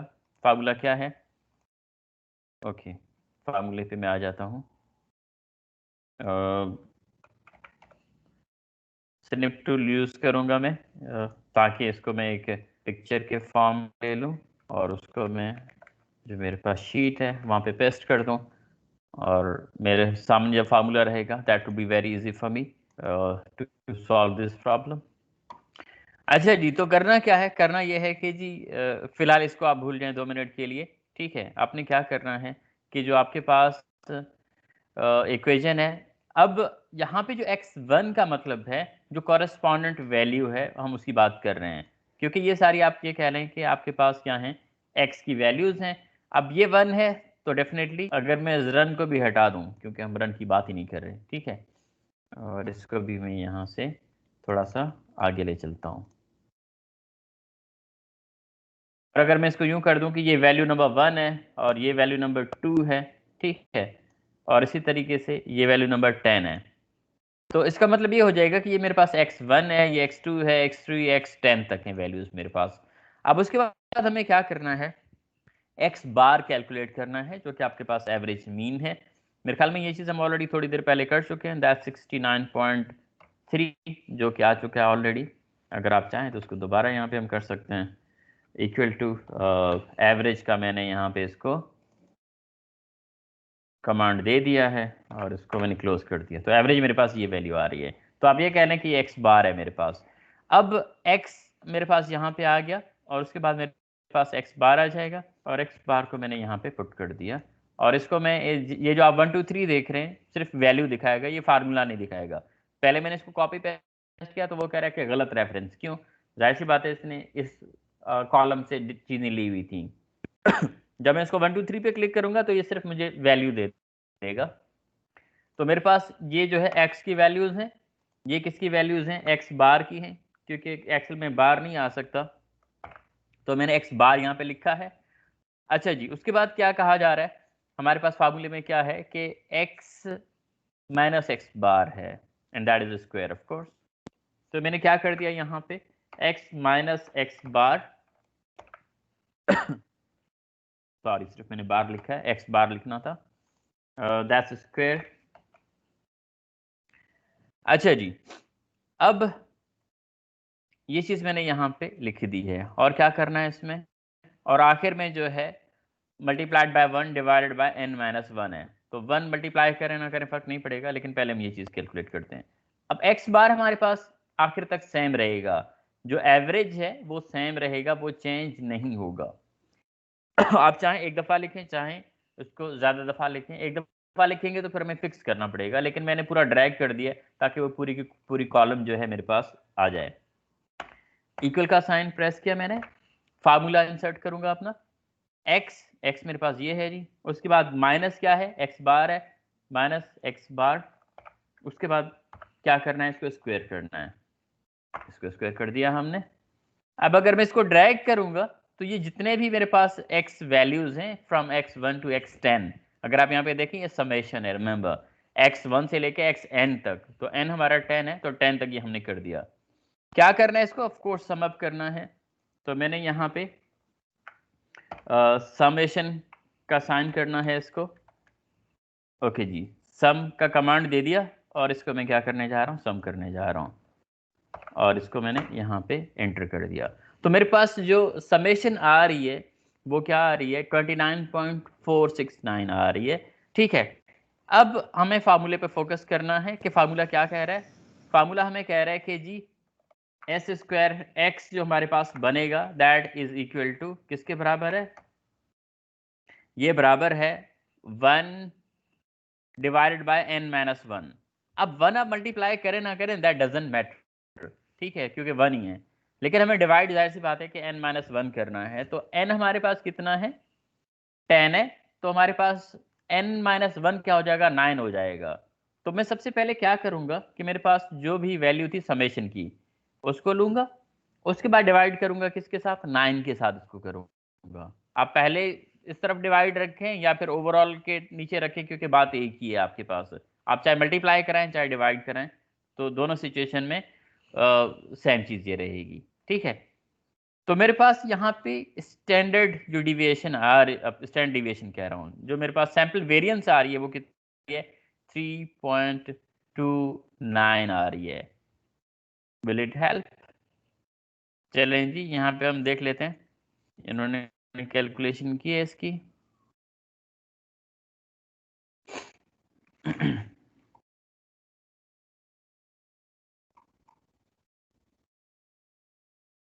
ओके इन्होंने क्योंकि ये डेटा यूज़ नहीं किया है तो इस वजह से जाहिर सी बात है कि वो चीज़ नहीं आ सकती, but no issues, no problem.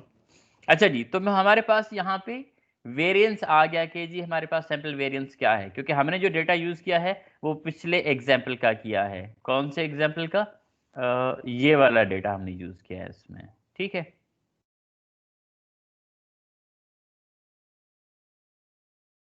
अच्छा जी, अब अगर हम बात करें स्टैंडर्ड डिविएशन की, अगर हम वेरिएंस का स्क्वायर रूट ले लें तो वो हमारी स्टैंडर्ड डिविएशन कहलाती है।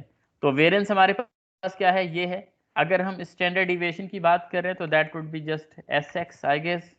कैसे लिखा है इन्होंने, इसको कैसे लेते हैं, स्क्वायर। ओके जी, अगर आप यहाँ पे देखें तो स्क्वायर रूट आपके पास आ रहा है। स्क्वायर रूट किसका लेना है, ऑफ कोर्स इसी वैल्यू का लेना है। तो यहाँ पे हमारे पास जो इसकी स्टैंडर्ड डिविएशन है, स्टैंडर्ड डिविएशन वो हमने यहाँ पे कर दी इसकी, और ये क्या है हमारे पास, वेरिएंस है। आई होप कि यहाँ पे इसकी कमांड भी होनी चाहिए स्टैंडर्ड डिविएशन की। लेट मी चेक, अगर है तो हम वो भी यूज कर सकते हैं, standard deviation. Okay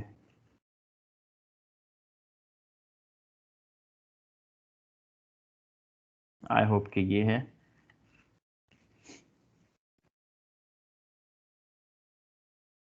no sorry, इसको तो नहीं कर सकते।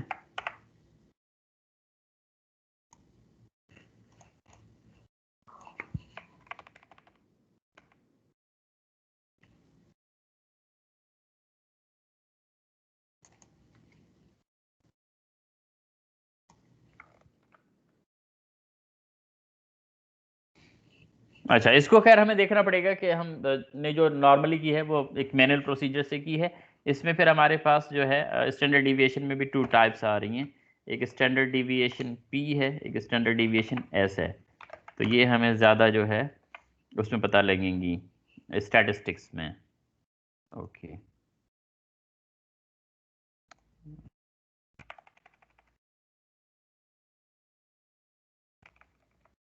ओके जी, तो जो हमारे पास स्टैंडर्ड डिविएशन पी है, एक्चुअली ये जो नॉर्मल स्टैंडर्ड डिविएशन है वो है। ठीक है, अगर आप स्टैंडर्ड डिविएशन पी और स्टैंडर्ड डिविएशन एस में मालूम करना चाह रहे हैं डिफरेंस, तो आप गूगल करके इसको वो कर सकते हैं कि इन दोनों में क्या अपना डिफरेंस है। ठीक है, अच्छा जी, स्टैंडर्ड डेविएशन आई गेस कि स्टैंडर्ड डेविएशन फॉर सैंपल है STD।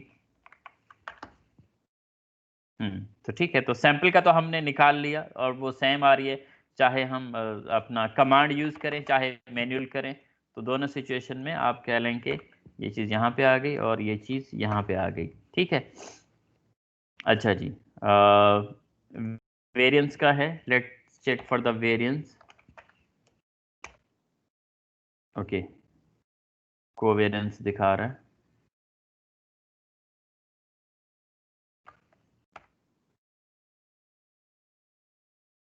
ओके, क्योंकि इसमें आर्गुमेंट आप कह लें कि 2 एरेज होने चाहिए थे, हमने जो यूज़ किया है वो सिंगल एरे है। तो अगर 2 हम डिफरेंट डेटा सेट्स में कोवेरिएंस, क्योंकि कोवेरिएंस है, वेरिएंस नहीं है, रिमेंबर, क्योंकि वेरिएंस होगा सिंपल डेटा सेट के लिए, कोवेरिएंस हम कह रहे थे तो जाहिर है कि दैट वुड बी म्यूचुअल, कि अगर 2 3 4 डेटा सेट्स हैं तो उन सब में जो आपके पास वेरिएंस है वो आप किस तरह मालूम कर सकते हैं। तो आई होप कि this one is very simple और आपको क्लियर होगा कि हम लोगों ने रेंज कैसे निकाला, सैंपल वेरिएशन हमने कैसे निकाली है, और जो स्टैंडर्ड डिविएशन है सैंपल की वो हमने किस तरीके से निकाली। Isn't that easy? हाँ जी, ये क्लियर है?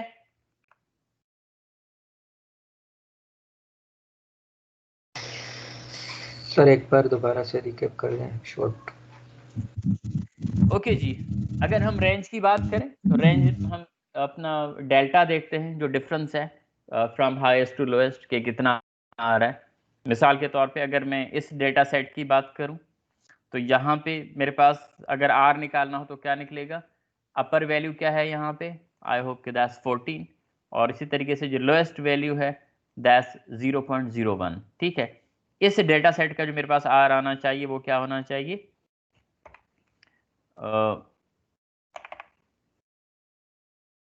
ये अगर आप ये कह लें कि R फॉर दिस, हाँ ठीक है ना, इस डेटा सेट का मैं R निकालने जा रहा हूँ।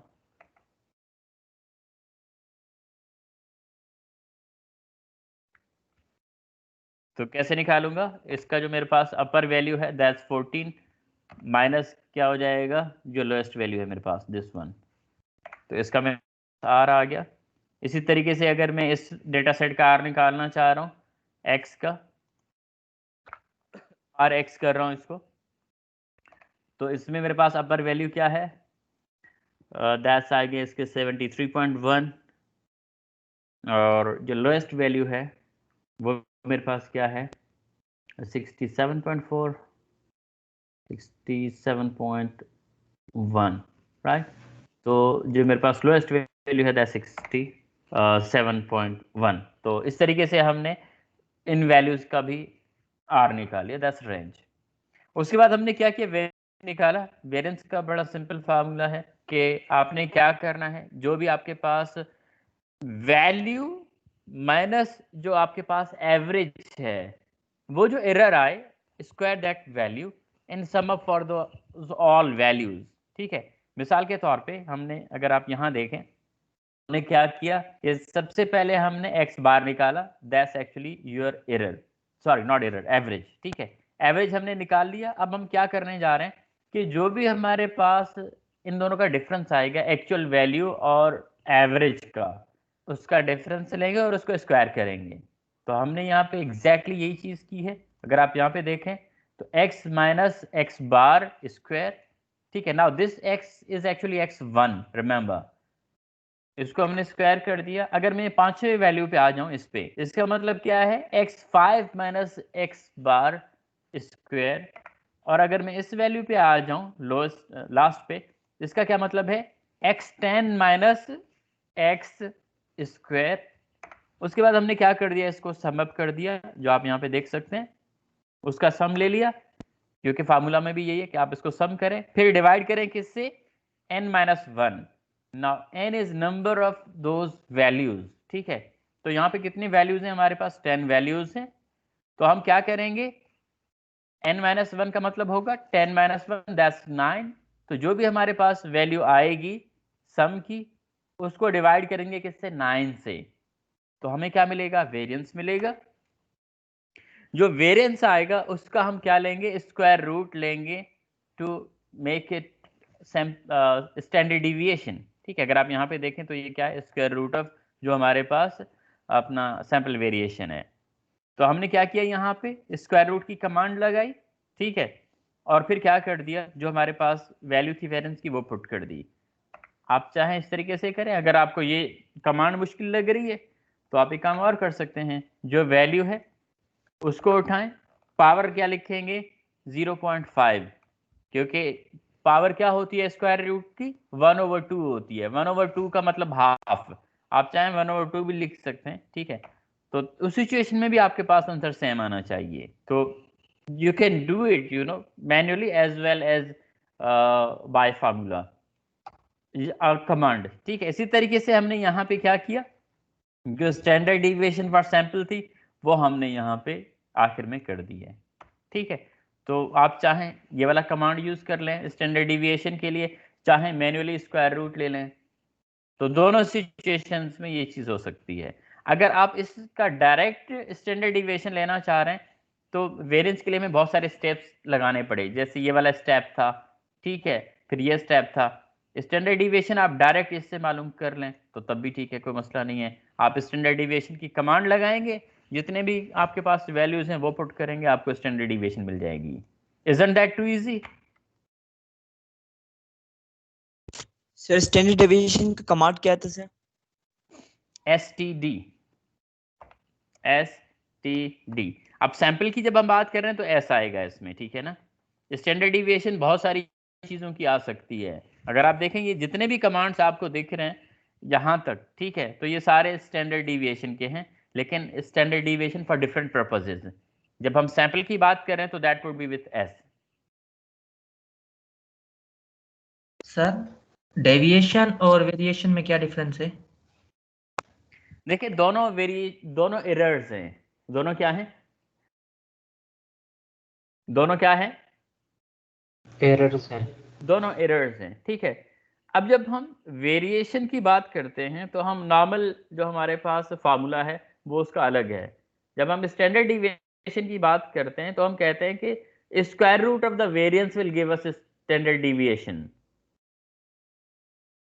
ठीक है ना। तो वो एक्चुअली स्क्वायर रूट है वेरिएंस का।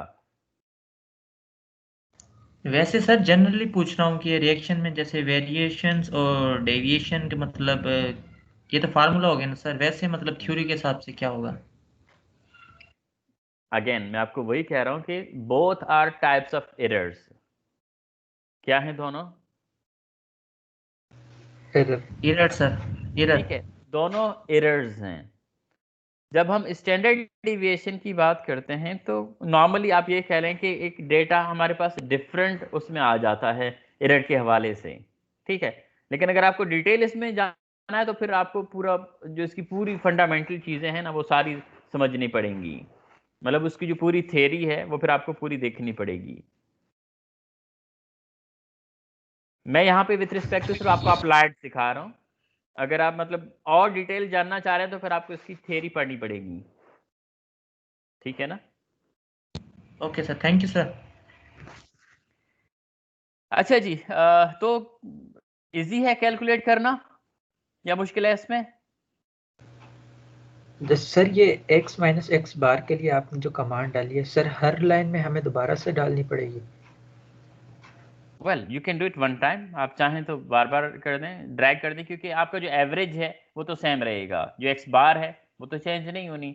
जैसे मैंने यहाँ पर ड्रैग कर दिया था, आप ड्रैग कर दें। दूसरा नहीं ये है कि सर, आप ड्रैग नहीं साथ करना वाला चाह रहे तो फिर आप मिसाल के x तौर पे, माइनस एक्स बार। जी हाँ, एक्स माइनस सर एक्स बार तो सबके लिए करना पड़ेगा। जितने एक्स होंगे उतनी दफा। एक्स 10 है तो 10 दफा, एक्स अगर 20 है मतलब x is of course number of those values. मिसाल के तौर पे इसकी अगर मैं 4 की बात करूं तो ये क्या है, x4 है। अगर इसकी बात करूं तो ये क्या है, x10 है। मतलब ये सब के लिए करना पड़ेगा। अगर आप फार्मूले में देखो तो क्या आपको नजर आ रहा है, यहाँ पे जितने भी x है n तक उन सबको क्या करना है, सम करना है,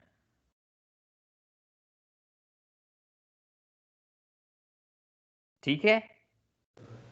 नहीं सर, मैं पूछा था कि इसका भी कोई फॉर्मूला है x माइनस एक्स बार का, कि हम एक बार करें उसके बाद ड्रैग करें तो ऑटोमेटिकली सब हो जाए।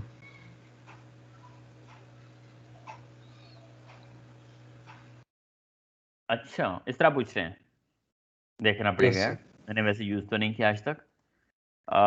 नॉर्मली इट्स एरर, लेकिन एरर किस तरीके से है? ओके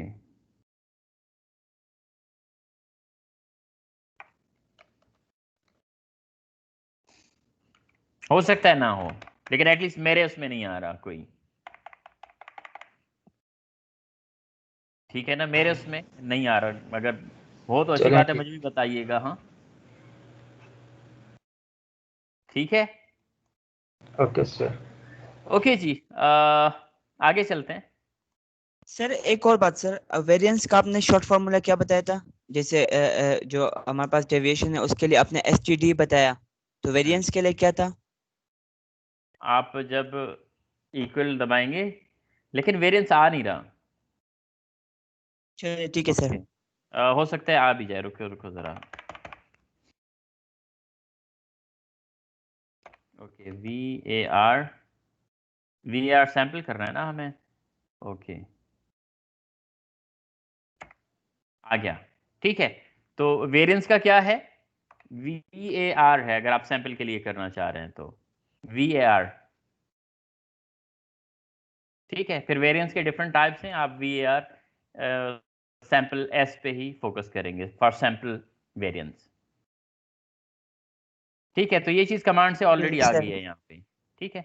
आप जब ये चीज़ कमांड, आपका जो क्वेश्चन था उससे पहले, ठीक है, दूसरे बच्चे का, आप कह रहे थे ना कि x माइनस एक्स बार का अगर डायरेक्ट फार्मूला हो, तो आपके पास अगर वेरिएंस का फार्मूला है, फिर तो आपको x माइनस एक्स बार कैलकुलेट करने की ज़रूरत ही नहीं है। तो यहाँ पे अगर देखो तो हमने डायरेक्ट भी कर दिया है इससे, ठीक है। तो इसका मतलब ये है कि without using this summation step, you can do it directly for the variance.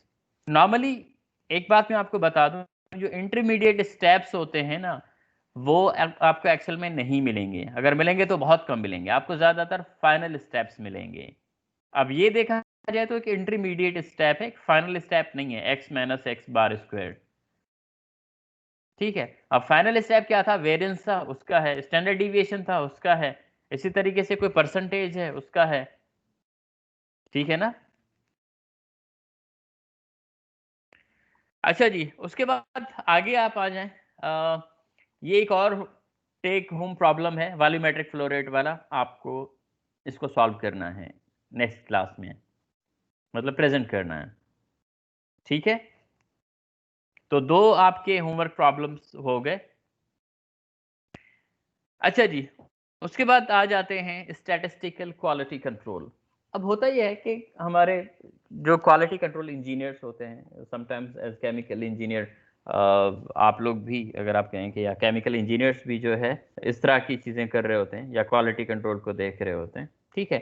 जब आप क्वालिटी कंट्रोल को देखते हैं तो स्टैटिस्टिक्स उसमें बहुत इन्वॉल्व होती है, क्योंकि आपका जो पूरा प्लांट का ऑपरेशन है, आप ये चाह रहे होते हैं कि आपका प्लांट जो है स्मूथ रन पे हो, ठीक है। आपके पास जो अपना प्रोसेस है वो सही चले। अब प्रोसेस का अंदाजा आप कैसे लगाते हैं? एक तो ये है कि प्रॉब्लम आ गया, विजिबल है, आपको पता लग गया, ठीक है, लेकिन वो आपका प्रॉब्लम नहीं है। As a quality control engineer आपका प्रॉब्लम ये नहीं है कि लाइन लीकेज हो गई और आप जाके उसको सही करें, ठीक है। क्वालिटी कंट्रोल का बहुत सिंपल काम होता है।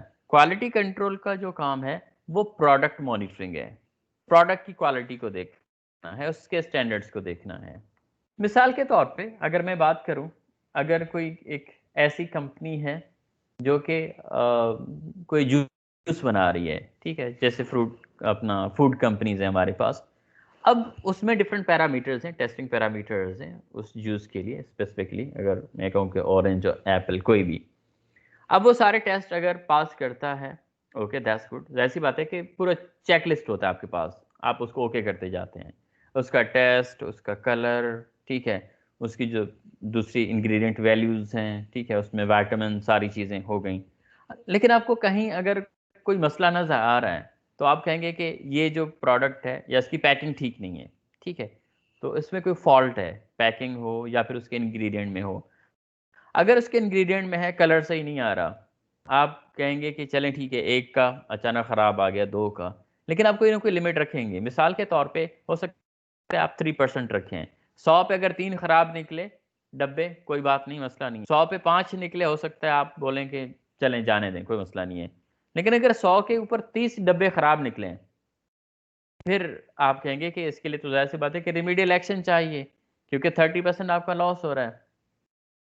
फिर उस सिचुएशन में आपको प्लांट शट डाउन करना पड़ेगा, देखना पड़ेगा कि जी कहाँ पे प्रॉब्लम है। वो जो कलरेंट है या फिर कलर रिमूवल करने वाला, तो वो सही से काम नहीं कर रहा, या उसमें कलर आप ऐड कर रहे हैं वो सही से काम नहीं कर रहा, या इसी तरीके से इंग्रेडिएंट्स हैं, ठीक है, मिनरल्स हैं, तो वो ठीक से नहीं आ रही हैं उसमें।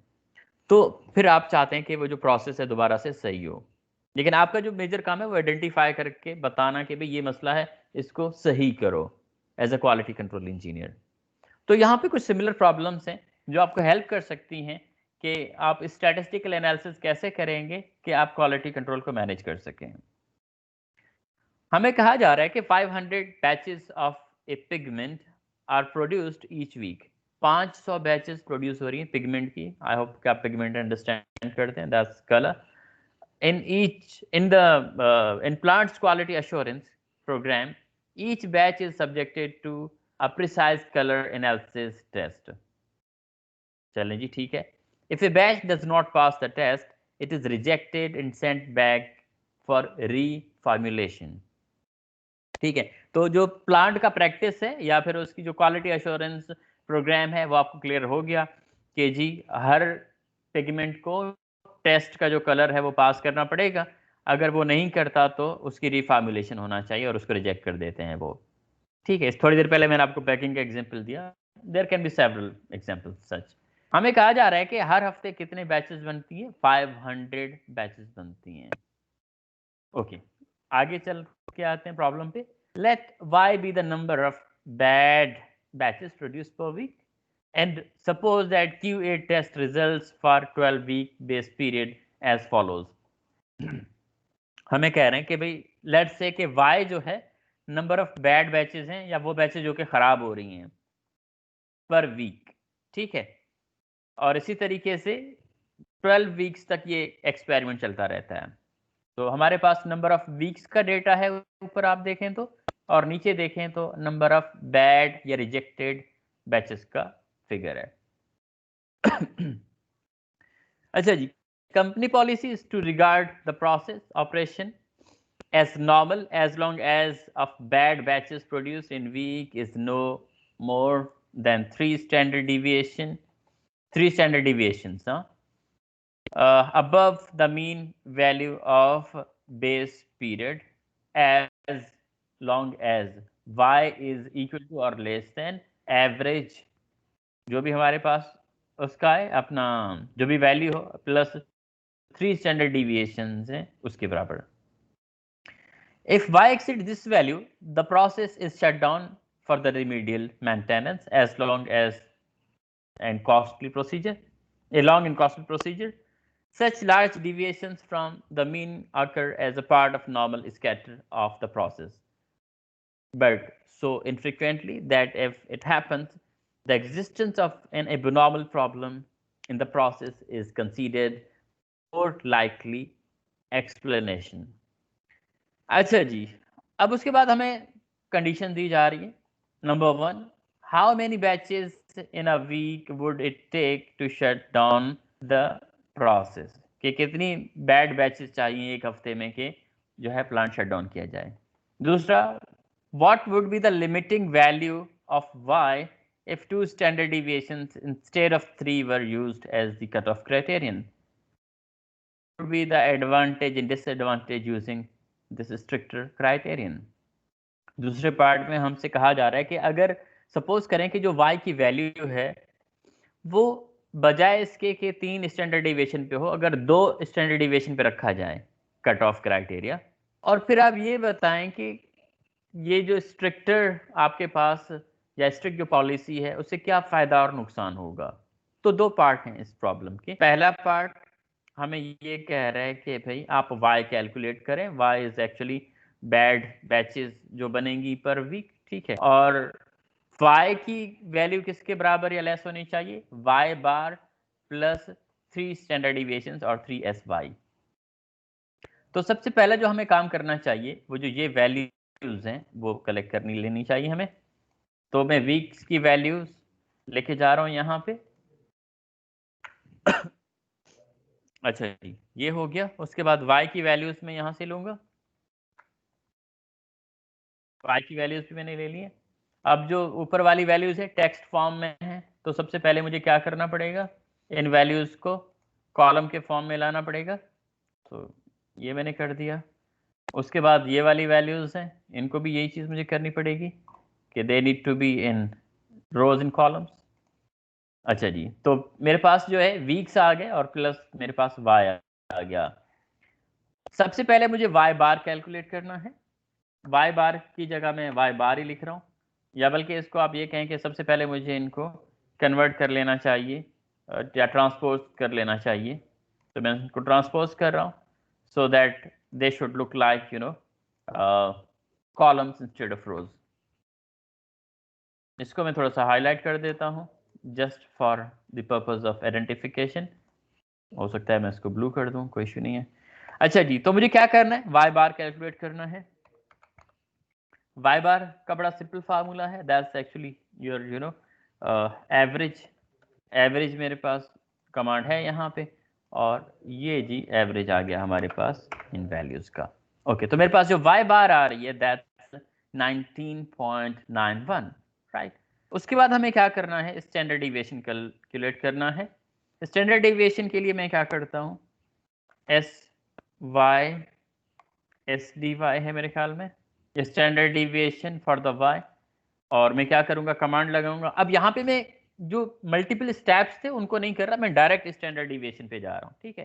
तो std कमांड यूज करूंगा यहाँ पे, stds।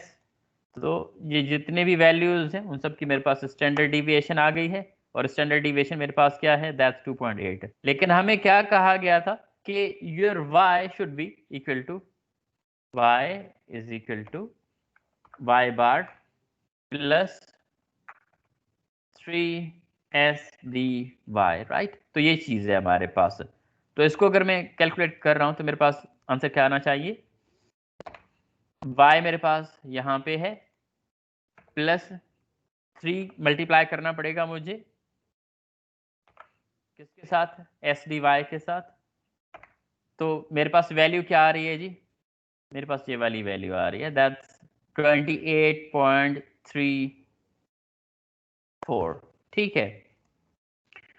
अच्छा जी, तो हमारे पास जो ओवरऑल रेंज है, ठीक है, वो ये है कि अगर हमारे पास जो अपना बैचेस ख़राब हो रही हैं, अगर 28 या उससे कम होंगी तो प्लांट चलेगा, अगर इससे ज़्यादा होंगी तो शट डाउन हम करेंगे। पहले हम देख लेते हैं कि हमारे पास जो वैल्यूज़ आई हैं वो ठीक है या फिर हमने कहीं गलती की है। ओके जी,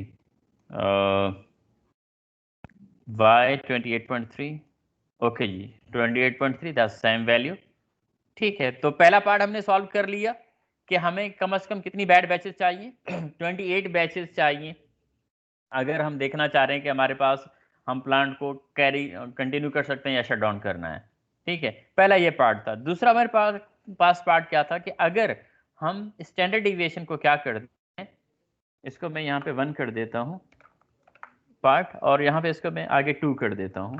अगर हम कह रहे हैं कि स्टैंडर्ड डिविएशन को ट्वाइस कर दें, like y should be is equal to y bar plus 2SDY, ठीक है।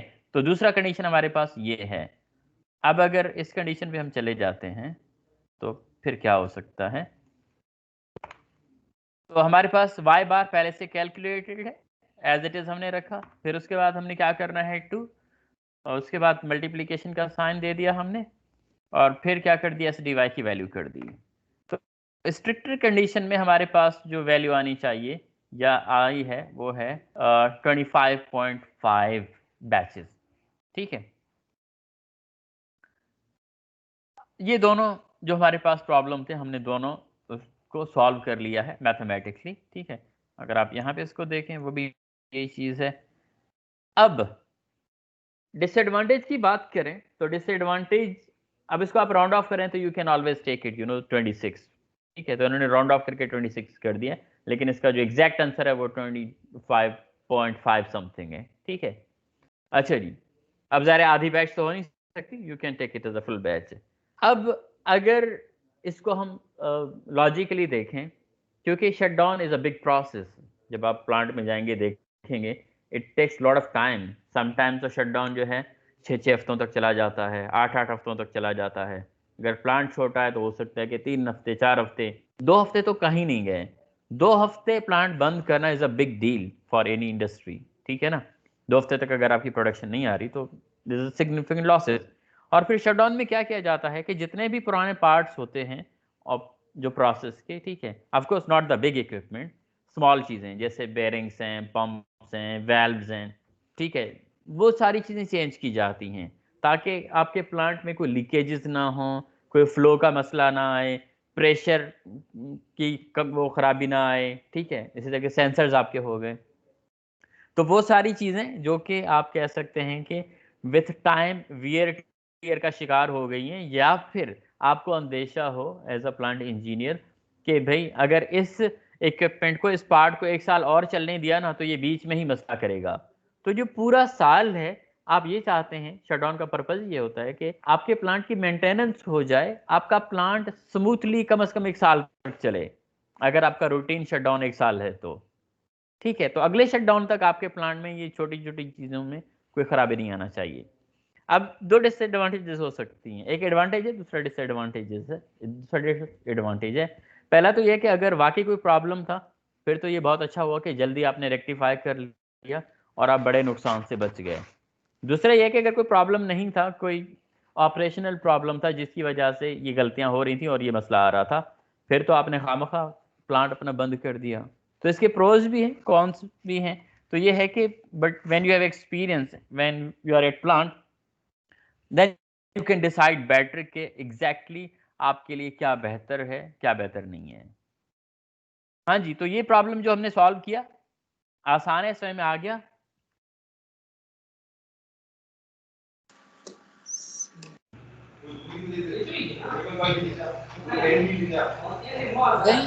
फाइल के अंदर जो आपने कमांड लिखी थी वो क्या थी? किसके अंदर? SDY जैसे टैग किया है आपने, इसके लिए कमांड क्या लिखी थी आपने? यहाँ इसमें इसकी बात कर रहे हो? जी standard deviation, yes sir. STD, अपना standard deviation S for the sample, STD EV, ST dev कह लें आप, standard deviation, S for sample. Okay sir, thank you. अच्छा जी, Y बार क्या था? एवरेज वैल्यूज हैं, क्या हैं? एवरेज कैसे निकली? एवरेज का कमांड लगा के। और फिर सम कैसे कर दिया? जो हमें कंडीशन दी गई थी कि 3 standard deviation, Y bar as it is रखा और जो स्टैंडर्ड डिविएशन थी उसके साथ हमने 3 को मल्टीप्लाई करा दिया। इन मल्टीप्लिकेशंस का आपको बड़ा ख्याल करना पड़ता है। यहाँ पे मैंने इसलिए एज इट इज लिख दिया क्योंकि पहले मल्टीप्लिकेशन होती है तो जाहिर सी बात है वो ऐड नहीं होगा, तो पहले मल्टीप्लाई होगा, ठीक है ना। अगर आपको ऐड कराना हो तो फिर आप उसको ब्रैकेट्स देंगे। अब जैसे यहाँ पे तो अंडरस्टूड है कि आपका मल्टीप्लिकेशन और डिवीजन पहले सॉल्व होते हैं, उसके बाद आप जो है एडिशन और सब्ट्रैक्शन पे आते हैं, तो इसलिए मैंने यहाँ पे ब्रैकेट्स नहीं डाले और वो आंसर सही आ रहा है। लेकिन अगर मुझे उसको ऐड करना होता तो मुझे ब्रैकेट डालनी पड़ती।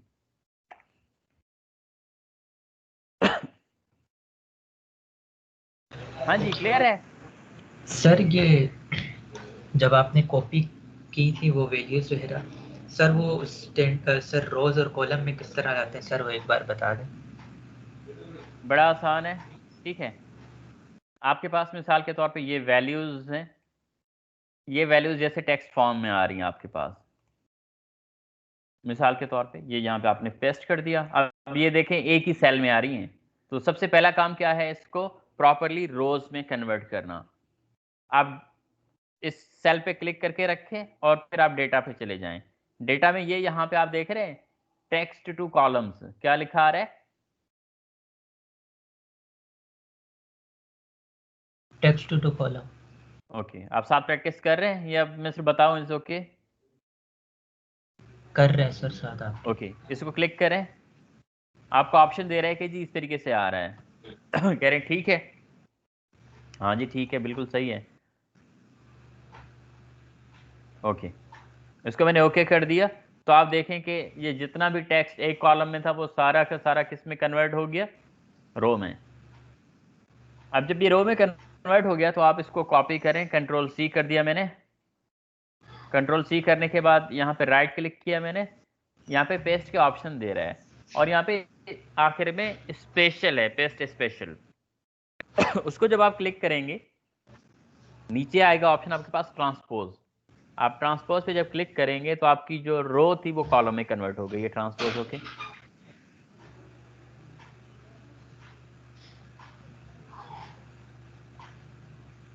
हो गया? Yes sir. अच्छा सर, ये शीट्स जो हैं ये भी शेयर कर दें हमारे साथ। शेयर कर दूं? ठीक है जी, Yes, कर sir. दूंगा, कोई मसला नहीं है।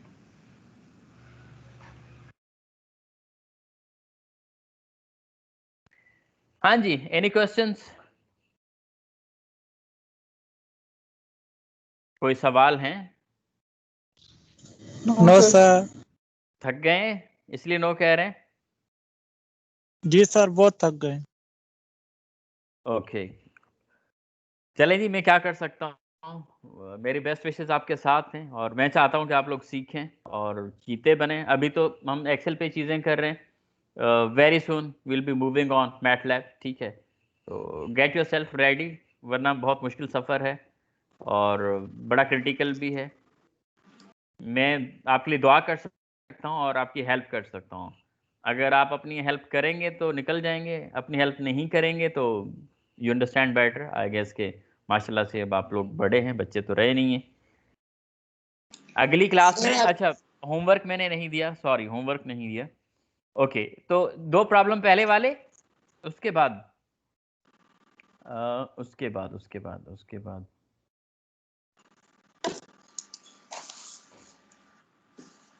ये तो मुझे करवानी पड़ेंगी। अच्छा जी, एक्सरसाइज प्रॉब्लम्स में चले जाएं, उसमें जो भी रिलेवेंट काम हो जो कि हम लोगों ने अभी किया था, वैसा जो भी काम हो वो सारा आप सॉल्व करें, ठीक है? एक्सरसाइज प्रॉब्लम्स की बात कर रहा हूँ। आपको याद रखना चाहिए कि I am somebody who always love to have solutions for exercise problems. आप मेरे बुक्स में आप ये नहीं कर सकते कि आप सिर्फ एग्जाम्पल प्रॉब्लम पे फोकस करेंगे, नहीं, हम हर चैप्टर के अपना एक्सरसाइज प्रॉब्लम्स करेंगे और वो एग्जाम में ज़्यादातर मेरी जो चीज़ें होंगी वो एक्सरसाइज प्रॉब्लम से होंगी, बजाय इसके कि मैं एग्जाम्पल प्रॉब्लम्स में से दूं। ये बात याद रखें। मैं आज भी दूसरा लेक्चर है बता रहा हूँ कि तो एक्सरसाइज प्रॉब्लम्स को आप नहीं छोड़ सकते और सबकी सॉल्यूशंस आपने करनी है। तो जो भी रिलेवेंट प्रॉब्लम्स है वो सॉल्व कर लें, बाकी जो रह गए अगले लेक्चर में मैं चीज़ें करवा दूंगा तो उससे आपको फिर क्लैरिटी हो जाएगी। स्टैंडर्ड डिविएशन के प्रॉब्लम इसमें सॉल्व करेंगे, वेरिएंस के प्रॉब्लम इसमें सॉल्व करेंगे, ठीक है? इसी तरीके से एवरेज के प्रॉब्लम इसमें सॉल्व करेंगे जो एक्सरसाइज में आ रही हैं। चलेगा? जी सर, चलेगा। Okay, that's good.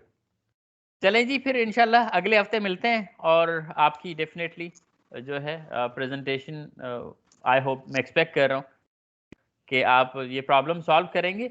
और मैं लंबी प्रेजेंटेशन नहीं लूँगा क्योंकि हमें टाइम बचाना होता है, तो 3 मिनट 4 मिनट 5 मिनट सिर्फ दिखा दें कि भाई ये किया ऐसे किया, ओके दैट्स फाइन, ठीक है? और मैं इतने सवाल भी नहीं पूछता, आपने देखा है, मुझे पता लग जाए कि आपने क्या किया है तो इट इज़ ईजी। चलें जी, फिर इंशाल्लाह अगले हफ्ते मिलते हैं। सर वो शीट अपलोड कर जी दीजिएगा। सर ये कहाँ पे सवाल अपलोड करूँ? मेरा